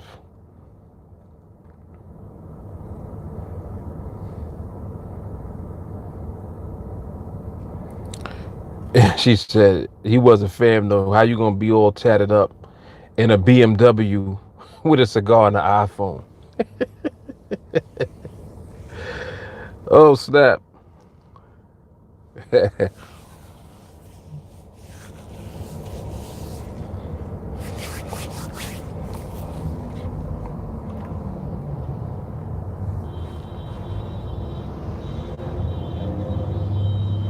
Yo, as soon as you take shades off, you see how bright it really is outside. It's mad bright out here.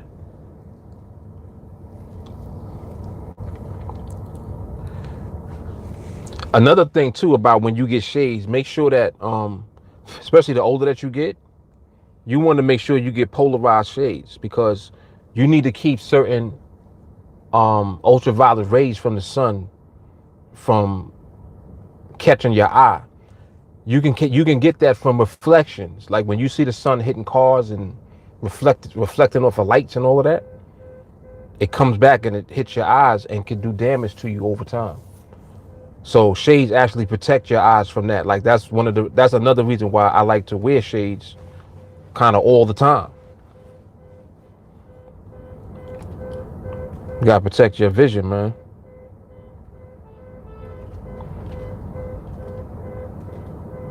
And it don't hurt to look good while you do it. Makes that. Tell Frankie to slip some Nair in her lotion and run. All right, Mick, later, man.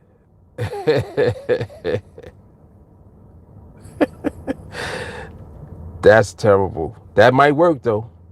He said slip some Nair in her lotion. Wow.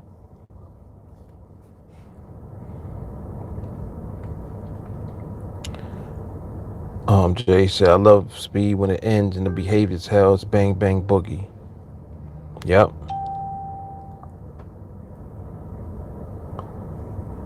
Ooh, really? She said they used to put Nair in girls' conditioner when we didn't like them. That's terrible. That's horrible.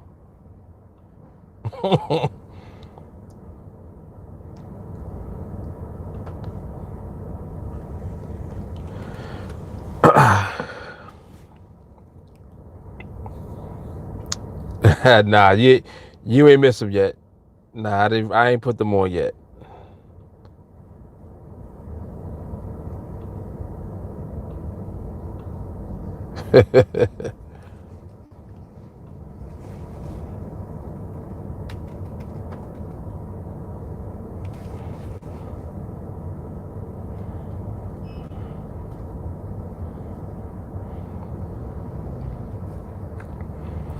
And I don't know why this internet keep acting stupid, man. Come on.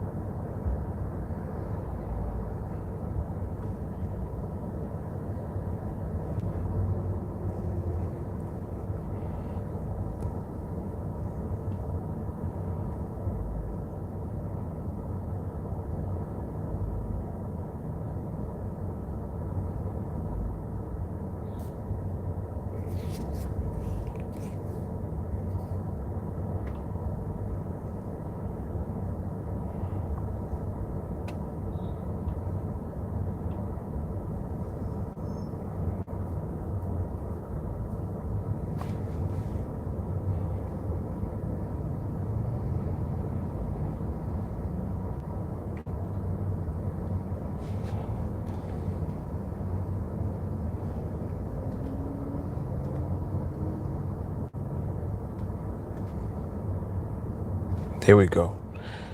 Sheesh, I hate when it does this.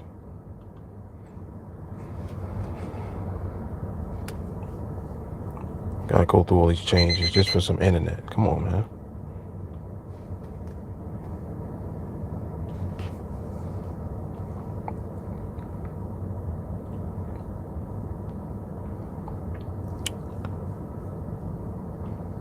All right, so this 2155, this will be some more information here.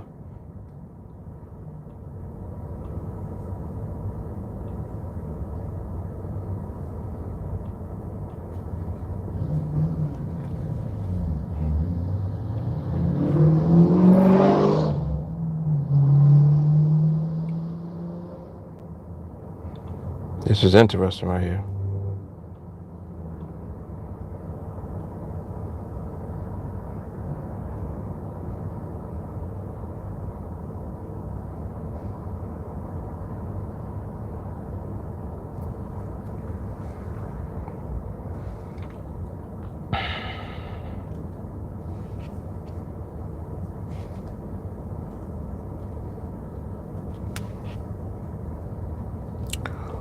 Muy interesante.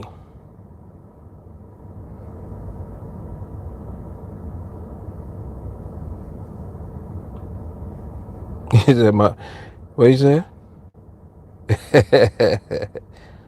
My macro says it ain't gonna get there in 20 minutes. Oh, snap.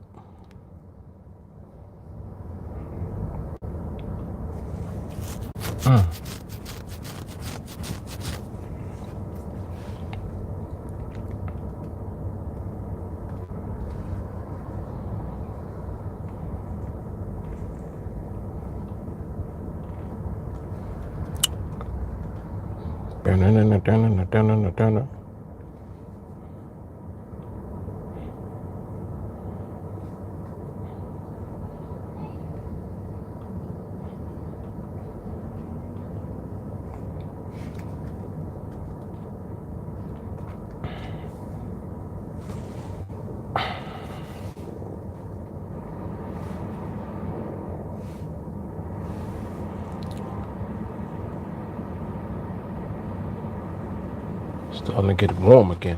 As soon as you turn the AC down, you feel that heat start kicking in. Oh.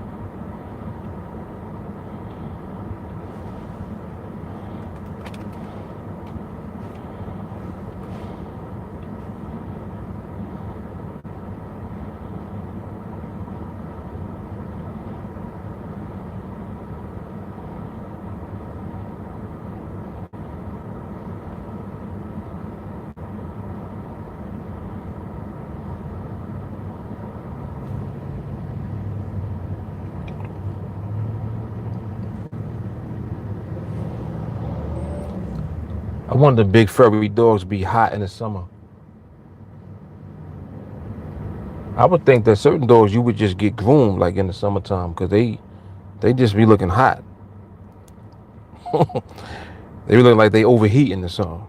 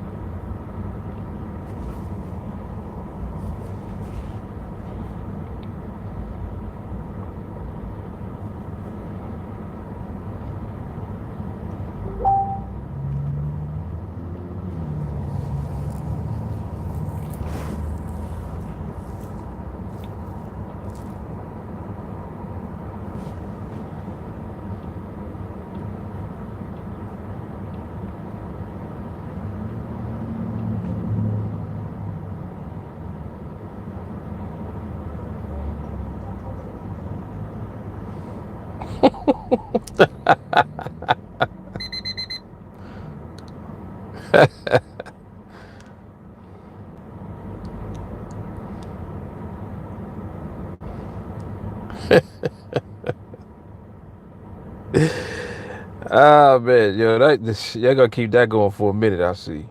That's hilarious.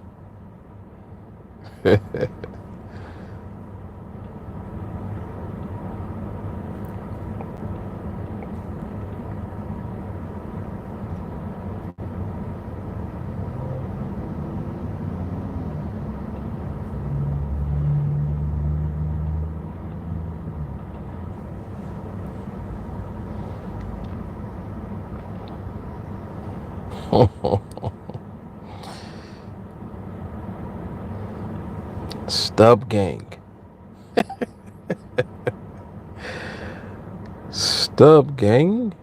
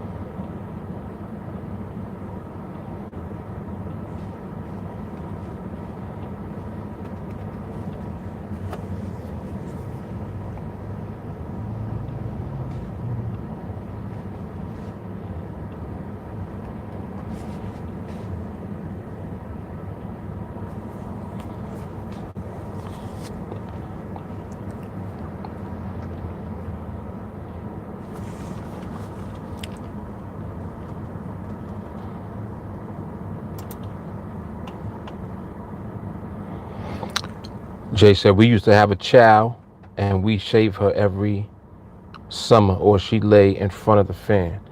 What's chow? That's the name of the dog.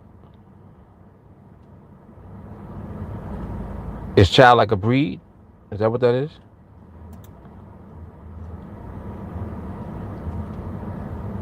You gotta forgive my ignorance. I have no idea what the chow is. Kind of dog. Okay. Is this something mixed, or like that's an actual dog? Pure. What is it called? Purebred?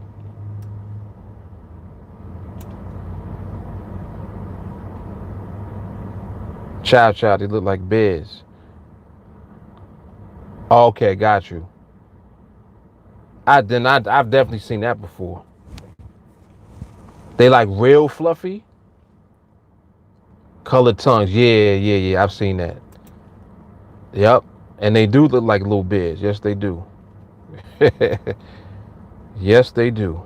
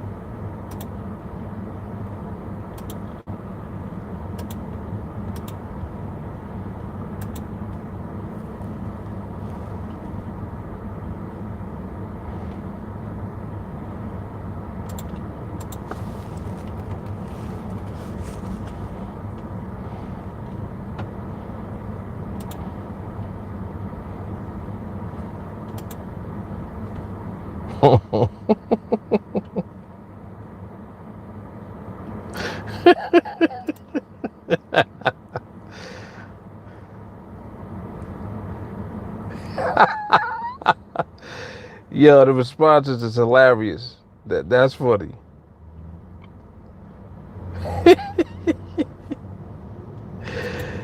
This dude, he said, fuck no.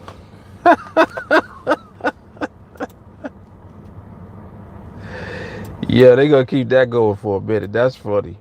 Wow.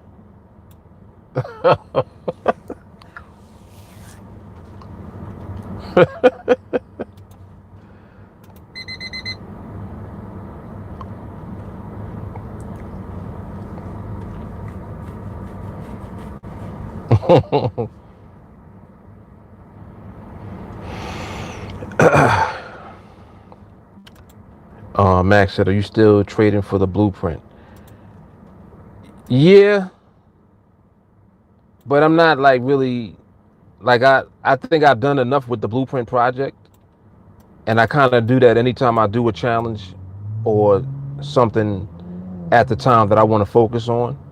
Like once I kind of get my point across with it, then I move on to something else. So what actually kind of made me, I guess, pause it for now is the fact that like for 2 weeks I wasn't really doing anything. Like I wasn't taking any trades at all, kind of because of my time. And then when I would catch trades, I would catch them in my regular sized account. So I was still trading. I just wasn't doing the blueprint project as far as recording them or taking them in that particular account for that purpose anymore. And this is like over the last few weeks, but I'm already doing something else. And it's primarily getting people to focus. So like now I'm just releasing just content because there's so much of it, like between the lives and the streams and all of these different videos and stuff that I have. There's like a lot of valuable pieces of information that I'm extracting from different lives and different things that already have been done to try to put together like a focused stream of consistent content to keep everybody focused, because the key to it is focus. you know it's kind of like, and not even kind of like, it becomes a scenario where if you continuously watch someone else do something that you are striving to do, the fact that you still watching them is almost a distraction from you doing it. And this is just the nature of people. And I know that. The more that people focus on me, the less they'll focus on themselves. So that's why I segment anytime I do a challenge or a project. It's like I'll do it for a period of time and then I'll stop. Because I know that whatever you're going to get from the project or the video series at the time, whether it be study, like how I always tell you guys to look at how the market looked when I took those trades. That's powerful, to actually study how the market looked, because you're getting insight into the way that I see the market through my own personal eyes, even though that's what you're being trained to do anyway. But it becomes amplified when you see it through my eyes, so to speak. That's what looking at the videos do. So you're able to see how everything looks through my eyes. You understand? But there still has to come the time where you elevate on your own to the point where you're overcoming the things that you need to get over in order to actually take it to the next step. So it's like, what's the next step for you? You know what I'm saying? Like, you have to really actually understand where you are right now. How are you navigating through training? That's for one. For most people, they're going to be in training for a while. Like they know that they have to train for an extended period of time just so that they can get their mindset where it needs to be. Then once you get your mindset, now you got to deal with the emotional aspect of the mindset. So it's like the mindset has different levels to it, like different layers and levels. You have to navigate through all of it. It's not like you can exclude anything. So put it like this. If I was to ask you to, if I said, listen, tomorrow do the blueprint tomorrow. Like, do the blueprint project tomorrow. It's like, what does that even mean? So dissect what the blueprint actually represented for you. What did you see me doing the blueprint project? Was it about the trades that I was taking? Was it about the format that I used to scale up? Was it about the fact that I wasn't scared to take the trades? What was the climax for you? You know what I'm saying? So it's like, what did you get out of it?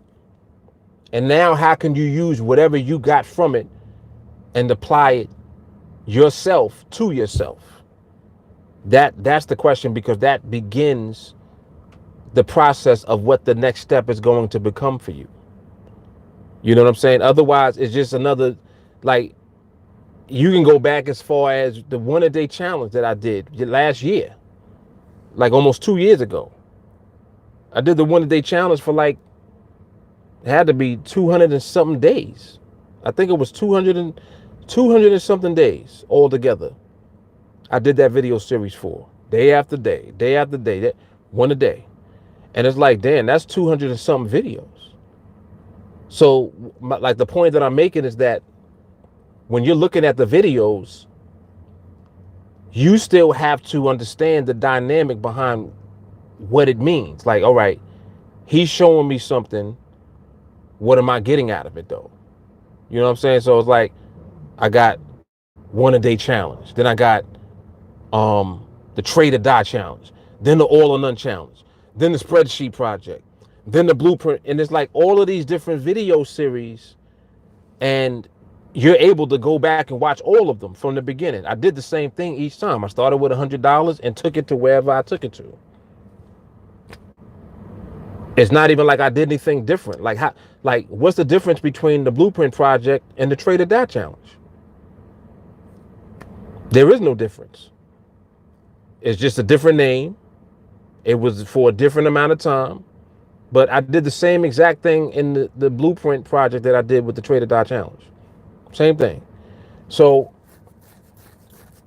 what, like now at this point, what I'm trying to get everyone to begin to focus more on is working on the mindset aspect of it more while you have the time, because there are not trades being presented to you at the time. So use the time when there are no trades available to work on your mindset, because you're going to need that mindset when it comes time to actually embark on going live and going to work. I don't want you guys to go to work without the mindset, because I already know what's going to happen. If you don't have the mindset, you're not going to have the courage to do it. You're going to be shook. You're going to be scared. Ask yourself, do you want to be scared when the time comes? Or do you want to actually have skill, have confidence, have courage, not be scared? Not trade, know why you didn't trade. Trade, know why you did trade. You understand? Where do you want to be? Like mentally, where do you want to be emotionally? Do you still get nervous when you enter the trade? Are you going to be nervous when you scale up? Or are you looking at the contract size and the money in the account and you scared to do it? Oh, I wish I would have withdrew when I had a chance to. Are you going to do that? You take it from 100 to 1,000. You're going to, in your mind, you're going to be like, man, I want to take like 500 out. This is all in your mindset, because it will distract you from the goal. The goal is to be able to have the skill and execute. That's it. When you execute the skill, the results will speak for you. And you're going to get to where you're going to if you focus. So you see how important focus is. And see, that's what all of this is leading up to, and what all of this actually does for you.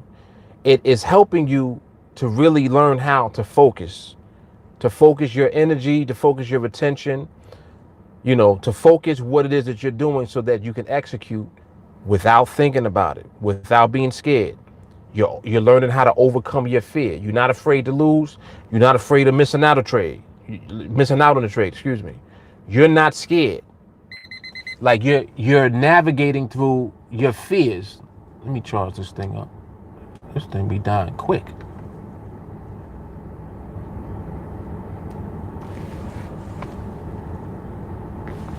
You understand what I'm saying? You have to do that.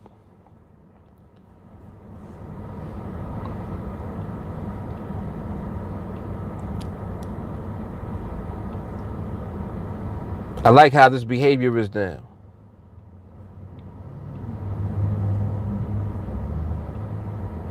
Had a burst right there.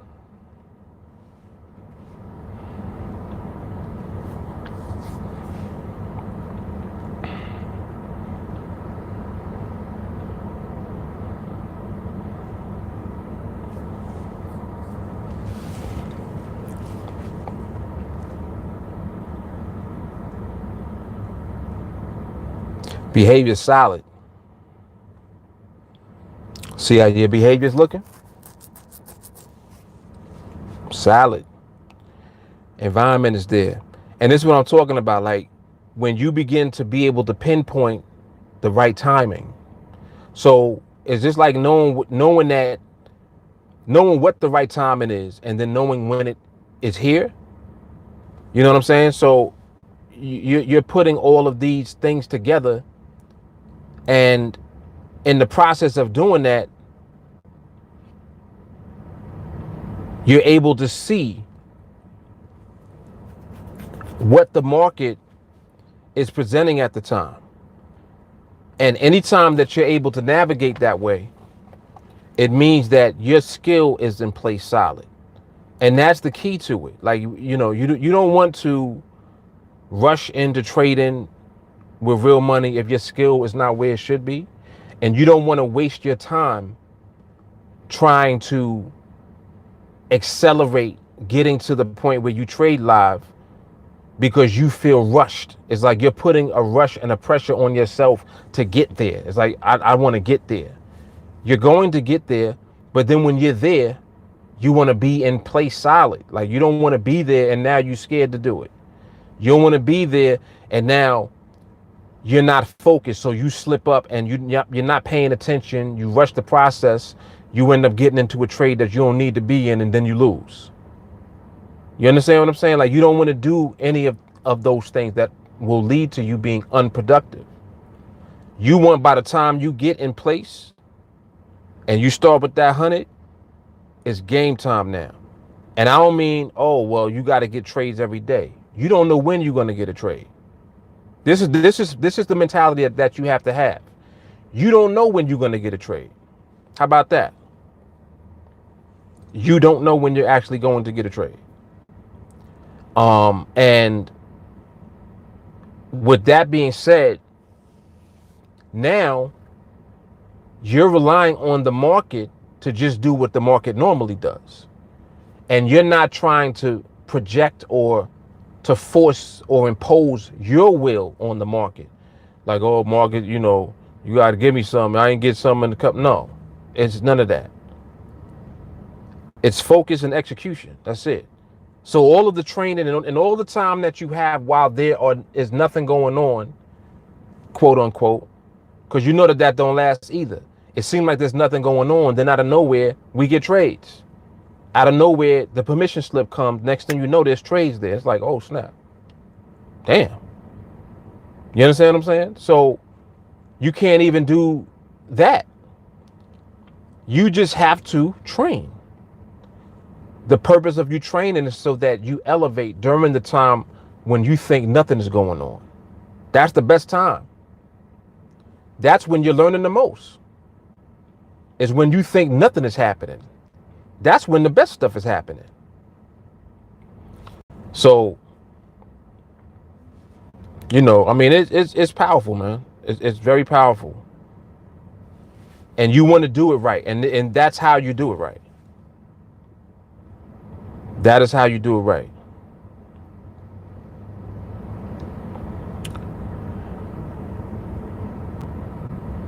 Max said, I like the fact that you focused on one trade a day and what it could lead up to. Helps me with my discipline personally and walking away after execution of a trade. Right. Exactly. See, you getting the underlying lesson of each project and each challenge that I did. Like, that's why I wanted to make sure that I documented what I was doing, because I'm like, this right here is the best training ever. Like, these video series, just look at how the market was looking.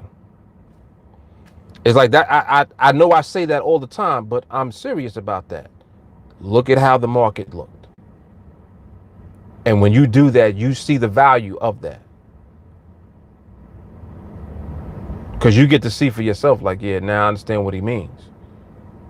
I see the difference between this environment and the behavior here, and, you know, what it was doing over there. I could see the difference. Yeah, you can see the difference. Hell yeah.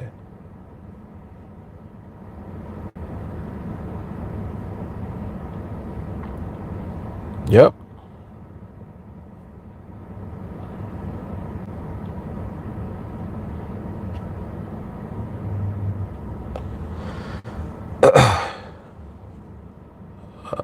Let me see.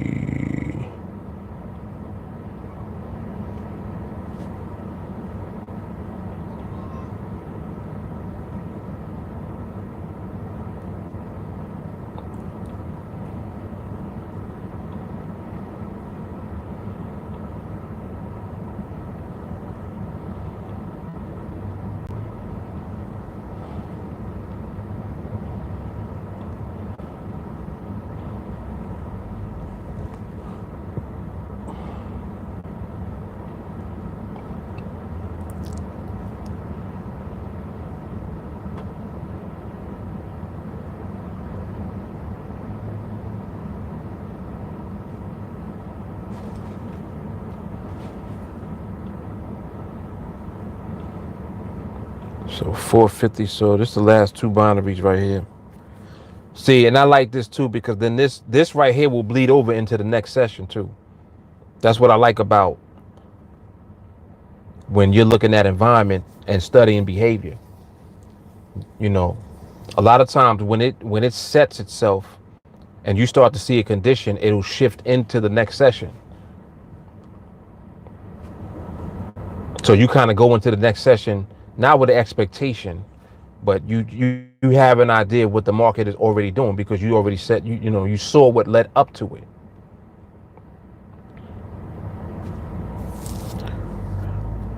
Scooby said, I find I've got to somehow stop rushing into trades. I see opportunity and want to take it. I have to mentally fight myself to let things go until it's right. Hit that on the head. Look, Jay Carly was already on the vibe. She said, this is good for us when the market reopens. Yep. If you get there without skill, that's worse. You can't learn in the income phase. Ooh, shit. Listen, you won't even get to the income phase. Remember, the growth phase is first.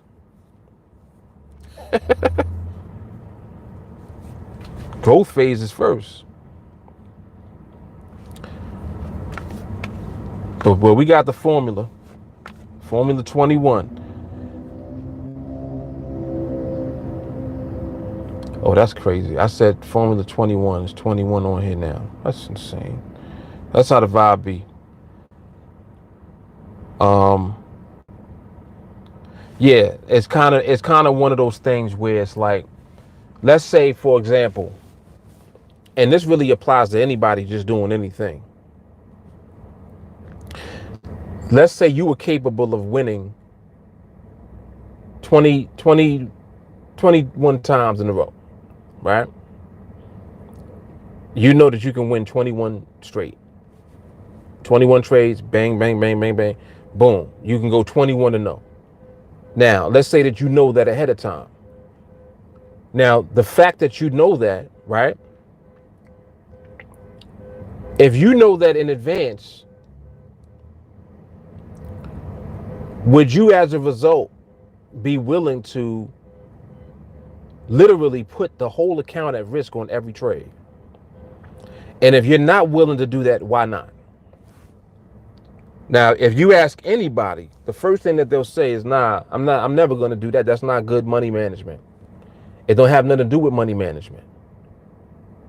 I want you to think about it. Let's say that you're starting with $100 in the account. Okay? $100. You know that you can and will win 21 trades consecutively. This is all information you know. Not guessing. Like you have this information, you know that this is going to happen. What's stopping you from putting the whole account at risk starting from $100? So in other words, every time that you get enough money to scale up to the next contract size, you scale up without even thinking about it. You just do it. What would stop the average person from doing that? Why would someone be scared to do that if you already know that you have what you need in order to win consecutively for 21 trades? What's stopping you? And if you ask anyone that, it's going to kind of be the same responses that you'll get. They just are scared about doing it. Oh man, well, I don't know if I could do that. You know what happens when it gets up to 1,000 or 1,500? What do you mean? Well, you know, it's bigger now. There's more money. So what? What does that have to do with anything? What does that have to do with what you're doing? What does the account size have to do with what you're doing in as far as your trading? All you're doing is taking the trades. That's your job. What do the account size have to do with that? You see the mindset that I'm trying to get you to tap into? One thing has nothing to do with the other, but everyone makes the other thing as big as the one thing. Don't make the other thing, which is irrelevant, bigger than what you're focusing on. Your job is to focus on your trades. You're not even taking a trade until it comes, until the market give it to you. This is how you're going to be able to win consistently. You scared to pull the trigger because it's 10 contracts now? You scared to pull it because it's 20? You scared to pull it because it's 30? Oh man, but what if? And see, as soon as you start the what if, that right there lets you know that you don't have the mindset yet. If you're still worrying about what if and asking what if, you definitely don't have the mindset yet. And if you don't have the mindset yet, it is what it is. You're not ready. That's how you can gauge whether you're ready to go live. So when people ask me, man, Mark, you know, I think I'm ready to go live. I hope you are. Because for you to say that you think that you're ready to go live, then that means that you're ready to put yourself to the test, the real test. The real test now is use your skill as the capital. You think the capital is the money that you start with. If you're more concerned about the deposit than you are about your execution, you're not there yet. Man, I don't want to lose what I put in. Why would you lose it all? You're training to develop skill. Why would you lose?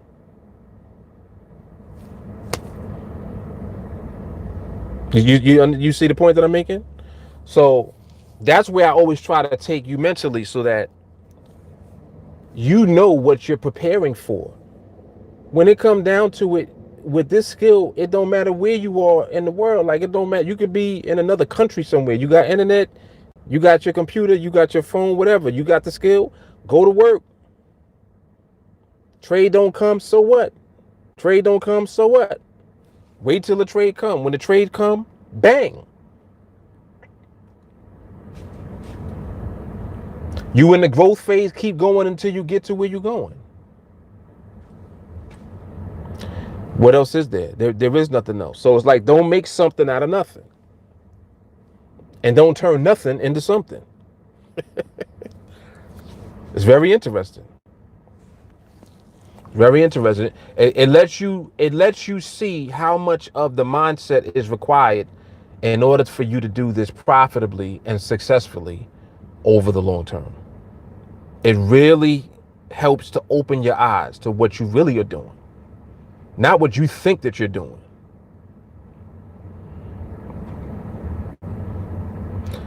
Yeah, I like what y'all are saying. I like this. Tyler says, stop trading altogether for a little. Only observe for a few days. This helps you turn the impulse down because you're on the chart for viewing purposes only. Focus on the market as it breathes and cycles. That's hard right there. Excuse me. He said, without the intention of trading, observe only. You flip the switch back to trade mode and you'll find yourself observing longer in the moment, until the moment is right. All facts. All factual.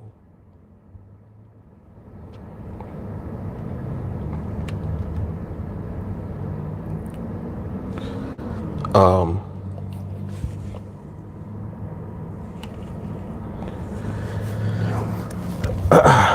um, Jay Carly said, but you know that there's some lucky people that think they have skill and they get to 3K, then they feeling themselves but had no skill. Boom, it's gone. So coming from almost day one, it's been a real transition to knowing that you can use the entire balance per trade. Before we were in the learning phase. Very well said. Otis said, let your skill elevate and let your account follow. Facts. Before we were in the learning phase, but you've hit the mindset question. If you can do 60-0 on one contract, then why wouldn't you be able to do 30-0 when the market give it up? And let me add on to that. If you can do 30-0, why wouldn't you give maximum value to every trade? Makes you think about it. Scooby said, that's good advice, Tyler. I have gotten into a habit of saying I'm gonna stop, but then take a break and then come back. Then spend all day watching the charts and trading again and then taking silly trades. Cause you in that loop, man. We was talking about this yesterday, I think, about the loop. But you're gonna watch. You're gonna get out of it. So I'm working on it and stopping myself. I'm getting better, but still have things to fix. And it takes time. Look at that. Man, that is one of the most powerful things you can ever say to yourself. It takes time. All you got is time. I've always been impatient, and that has cost me a lot, but now learning to let things go. Bingo.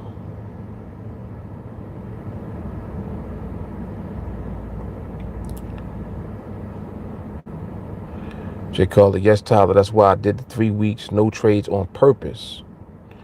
Mango said, most people come from the mindset of paycheck to paycheck, only focused on the bank account, and this is not the same. It takes a lot to shift because it's more of a lifestyle. Yes, it is. This is more like learning how to operate a business. It's like somebody transitioning from being an employee to becoming a business owner. It's the equivalent of that type of transition. You're learning you're learning how to think the way that your boss would think. If you were an employee, the way your boss thinks, you have to learn how to think like that.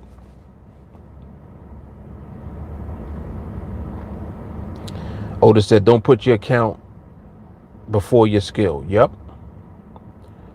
Jay Carly said, once I trained on mindset just as much as skill, then it became easier. I want to know for 7 weeks, I'm great. Scooby said, how did you train for mindset?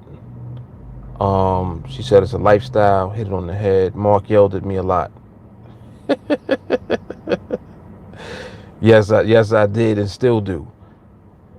Tyler said, just like people are told there are no way you can win 100%, they are also told to only risk this amount of your overall budget for security. That ingrained preset, exactly. It's crazy how that little contract size,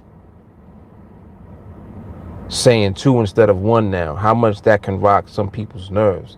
Just like you're saying it, you're not ready. Exactly. And see, the thing about it is that people don't know that it's 100% mindset. They think the mindset part is the lesser part, when it's the only part. It's the only part. If you have the right mindset and I give you a framework to use, all you'll do is execute the framework. You're not going to do nothing else because your mindset is right. You're not emotional. You won't deviate. You won't become anxious. You will not be thirsty. You won't be emotional at all. You won't have reactions. You won't celebrate the wins. And you definitely won't put yourself in position to lose because the framework is designed not to lose.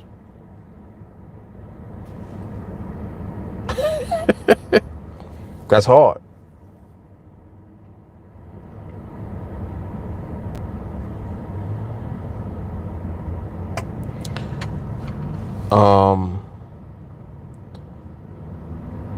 Jay Carly says, because the vibe started and then blew up from there, we all train on mindset now and only some before. Mark trained us on that too. We training on it right now. The facts. Facts. Scooby said, when you wait for the market, how do you control your urge to take trades? Jay Carly said, I had to limit my chart time. And the answer is to train more. Yep. She says, Scooby, because we give value to the trades that we take, we will not accept bullshit. Exactly. Scooby, you know what is a good practice to do? In your mind, before you take any trade, imagine if your whole account was at risk. Then that'll answer the question of whether or not you should take the trade. Is this a trade that you want to take to risk the whole thing? Are you willing to risk the whole account on this? If your answer is no, you shouldn't be taking that trade. And if you're not getting to a yes, then you're not where you should be at all. You should, without a doubt, be able to say, yes, I would risk it all for this. That's how you have to feel as far as your confidence and your ability. It has to be at that level. If your account had 50 contracts in it, would you put the 50 on that trade? Ask yourself that question. And until you find the answer being yes, you got mad work to do. You got a lot of work to do. And most of it is mindset work. So that's going to help you. That right there that I just gave you, that's going to definitely help you, which is kind of what everyone is saying. Tyler said, I know what I was waiting for. I know what I wait for the market to reveal. I'm having a conversation with the market. If the market isn't telling me what I want to hear, my hand isn't even on the trigger. Scooby said, that's what I need to do. Only pull the trigger when I'm absolutely sure rather than somewhat sure.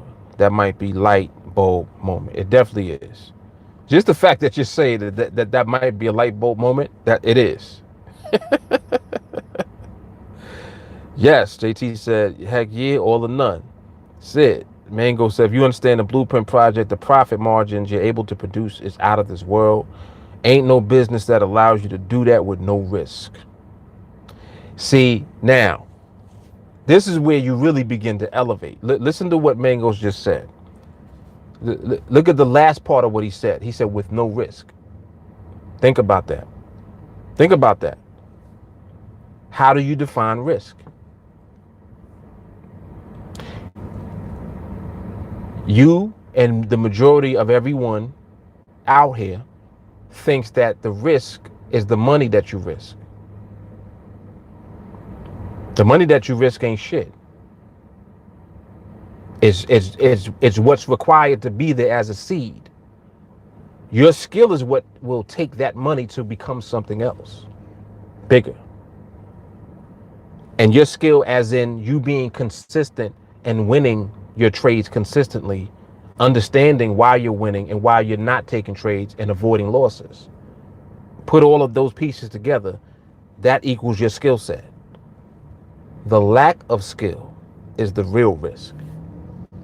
You not having skill, and when I say that, I don't mean that you don't know how to trade, because knowing how to trade is not the skill.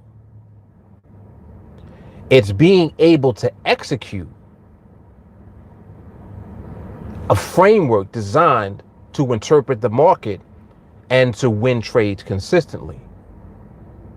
That's the skill. Oh, I know how to trade.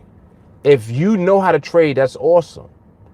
But knowing how to trade doesn't mean that you'll win your trades. Everybody know how to trade. You press buy or sell and click it. You know how to trade. Why are you taking the trade in the first place? Do you know that? Nope. All right, so there's no skill there. You don't understand why you took the trade or why you would take the trade. You don't understand why you didn't take the trade. Do you know why you did not take that trade? Why didn't you take that one? Oh, that one looked like it was it looked like it was setting up. Well, why didn't you take it? I don't know. I could have took it. If you're still doing that, you're not there yet. You should know with no doubt why you didn't take a trade. The same way that you'll know why you do. And it'll be responsible for why you know why you're winning and why you know why you took a loss. You see? So knowing the why elevates you and puts you in position now.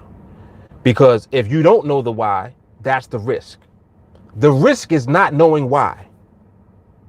That's the risk.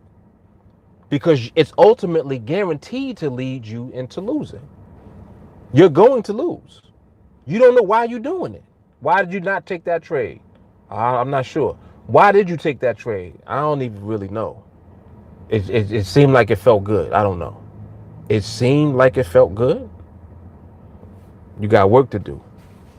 Like, this is all the stuff that we go through in the training process. And this is stuff that takes time for you to develop. But all you got is time. The market ain't going nowhere. The market ain't going nowhere.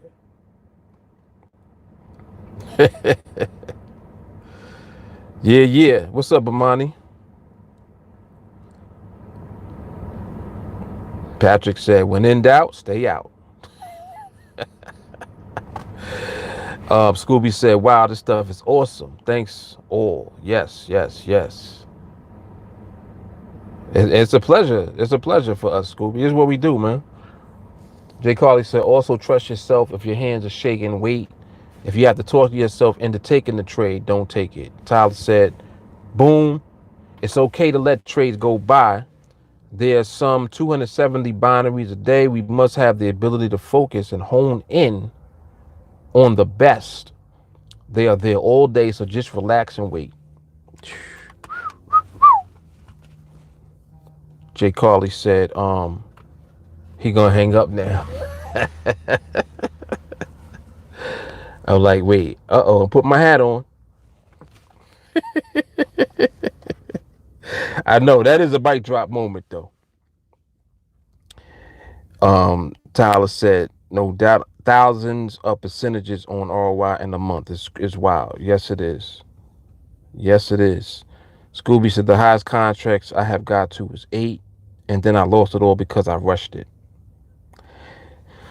Scooby, you see the consistency of what you're saying is responsible for you losing. Each time you're saying the reason you lost is because you rushed it. The reason that you lost is because you were anxious. The reason that you lost is because you have self-awareness. You know that it's your fault. And that right there is the beginning of it. Understanding that it is you. It ain't the market. So you see how much of control you have to have over yourself in order to do this efficiently. Because you can get to the point where you do this efficiently and effectively. And that's when you see the consistency that you see me demonstrate. And I'm not the only one doing that. Like this is what'll blow your mind. It's not just me. It's not just me. Everyone that is training eventually is going to get to the same point. There are those that are demonstrating the same thing right now. They haven't lost in like damn near a year. Students haven't lost in 4, 5, 6 months, 9, 10, 11 months. No losses. So The struggle that you're going to go through is 100% you. It has everything to do with you. You need to drill. You got to drill. See, what it is too is you're spending a lot of your time trading, and you need to spend more time training. Training, not with a D, with an N. Stop trading and start training. And see, the training is not just you learning the framework that we use. Training is learning how to develop the mindset that you need. Mind you, you trade already. But you see what is the end result of trading without the mindset? Listen to what you just said. I struggled to control myself. That's the end result of trading without the mindset. You'll keep doing that. You're going to keep doing that until you stop. Scooby's, I'm going to join Jay Carly. Yeah, I mean, it's only a matter of time. It is only a matter of time. I think we've seen Scooby on here now like maybe like 3 or 4 times. And I mean, it's just always the same. You know, it doesn't matter who it is at the time. It really doesn't matter who it is. Right now it's you, Scooby. But there's a lot of Scoobies. There's a lot of yous. And it's not even like it's 100% your fault. This is how we're made up as human beings. Trust me, I was probably worse than everybody because I used to do shit with real money. Like I wasn't on demo like throughout my trading career. As a matter of fact, I didn't even know that the demo account existed in Forex until about 2010. I had already been trading for 6 years. I didn't even know what a demo account was. You see? So it goes to show you how much I actually went through and had to go through because of how I am. You know, I'm compulsive and I know it. I know that I'm compulsive. So I had to learn how to manage my compulsive behavior. I had to redirect it into something that was positive and that would build me up. Because if I didn't do that, you would never know Mark Fuller. I would just be some dude still losing. You know, so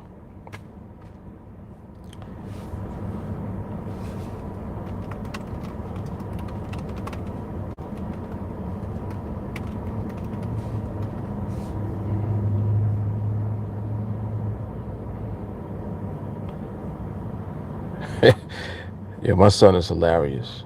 He's funny.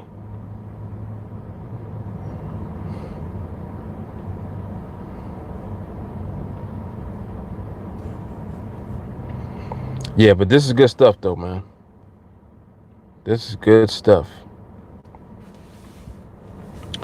Mango said, question, training is how you get to the point where you spend less time on the chart and allow more free time. Yeah, hell yeah. He said, because I spend a lot of time on the charts a day, 8 to 10 hours. 8 to 10 hours straight? Yeah, that's a lot. That's a lot, man.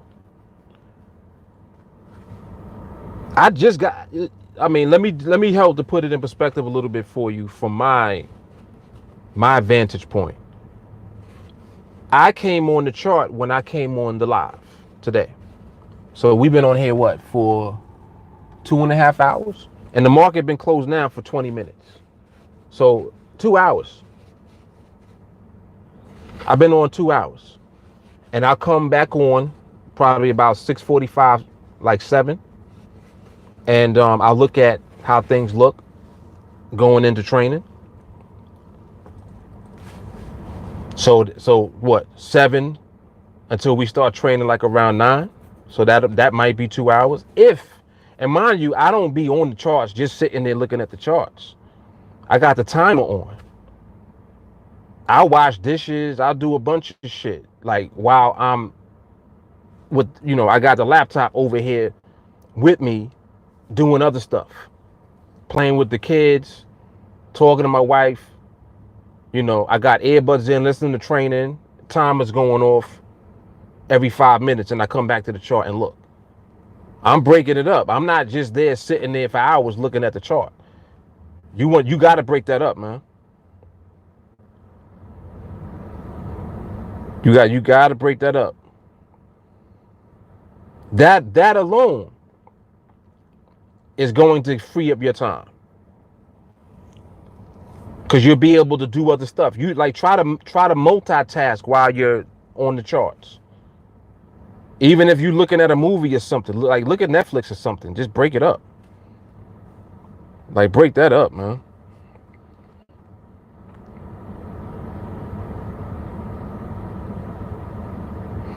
Right, we trade less and make more. Hell yeah.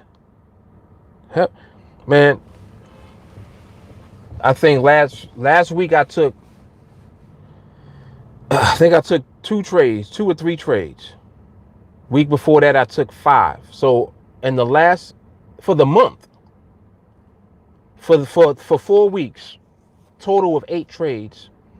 8 trades for me paid my bills from July through January of next year. Like right now my bills are paid literally through January of 2020 with 8 trades. All because of how I position myself within my account. Do you ever see me stressed? You understand? And the point that I'm making is that you can put yourself in the same position. We only talking about 8 trades. 21 trades will take $100 up to where you can be in the same position I'm at right now. 21 trades.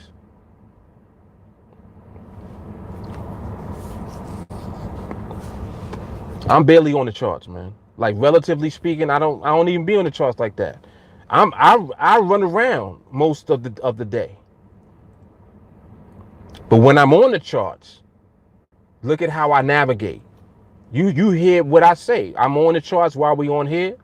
I'm on the charts before training. I'm on the charts during and after training. And it ain't hours upon hours. It's broken up.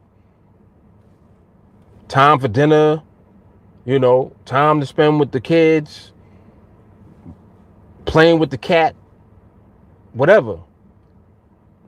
Break that time up, man. Break up that time. He said, I don't sit for that long. My wife happy. The house is always clean now. Oh, man. He said, if you weren't already making enough money trading on live off of it, and now you're focused, or now you're forcing it because the job, that's a nasty deal. That's so much additional pressure that it doesn't need to be. Very true. Yep. He said, got the mindset, it's a long story, no worries. And, like Mangoes, as long as you're not stressed, it don't even matter like what you do. As long as you ain't stressed, it don't even matter. You can do it however you want to do it. Just no stress. That's it. Stress free. That's where you have to be. That is where you have to be.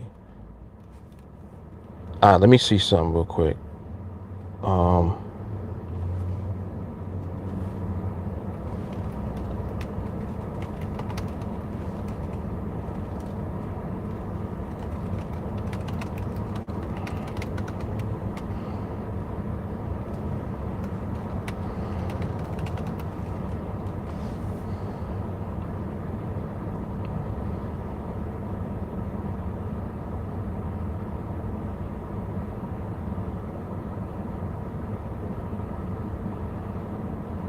Yeah, that's what I'm talking about. He said no stress, enjoying the kids for the summer. There you go. So you good, man. You good. You are good.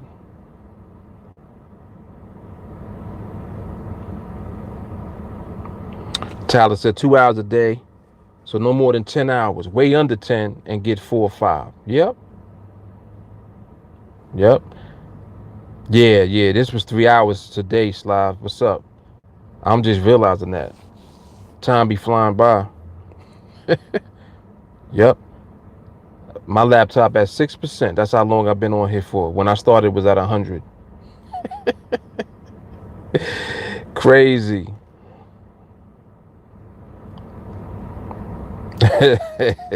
I know, right? He missed the chest hairs. You'll know what we talk about when you watch it. Watch the replay slide. You'll see. It'll be highly entertaining. All right, y'all. Let me get up out of here. So I will see you guys on training later, and to everyone else, I will see you mañana on the tube. Back at it.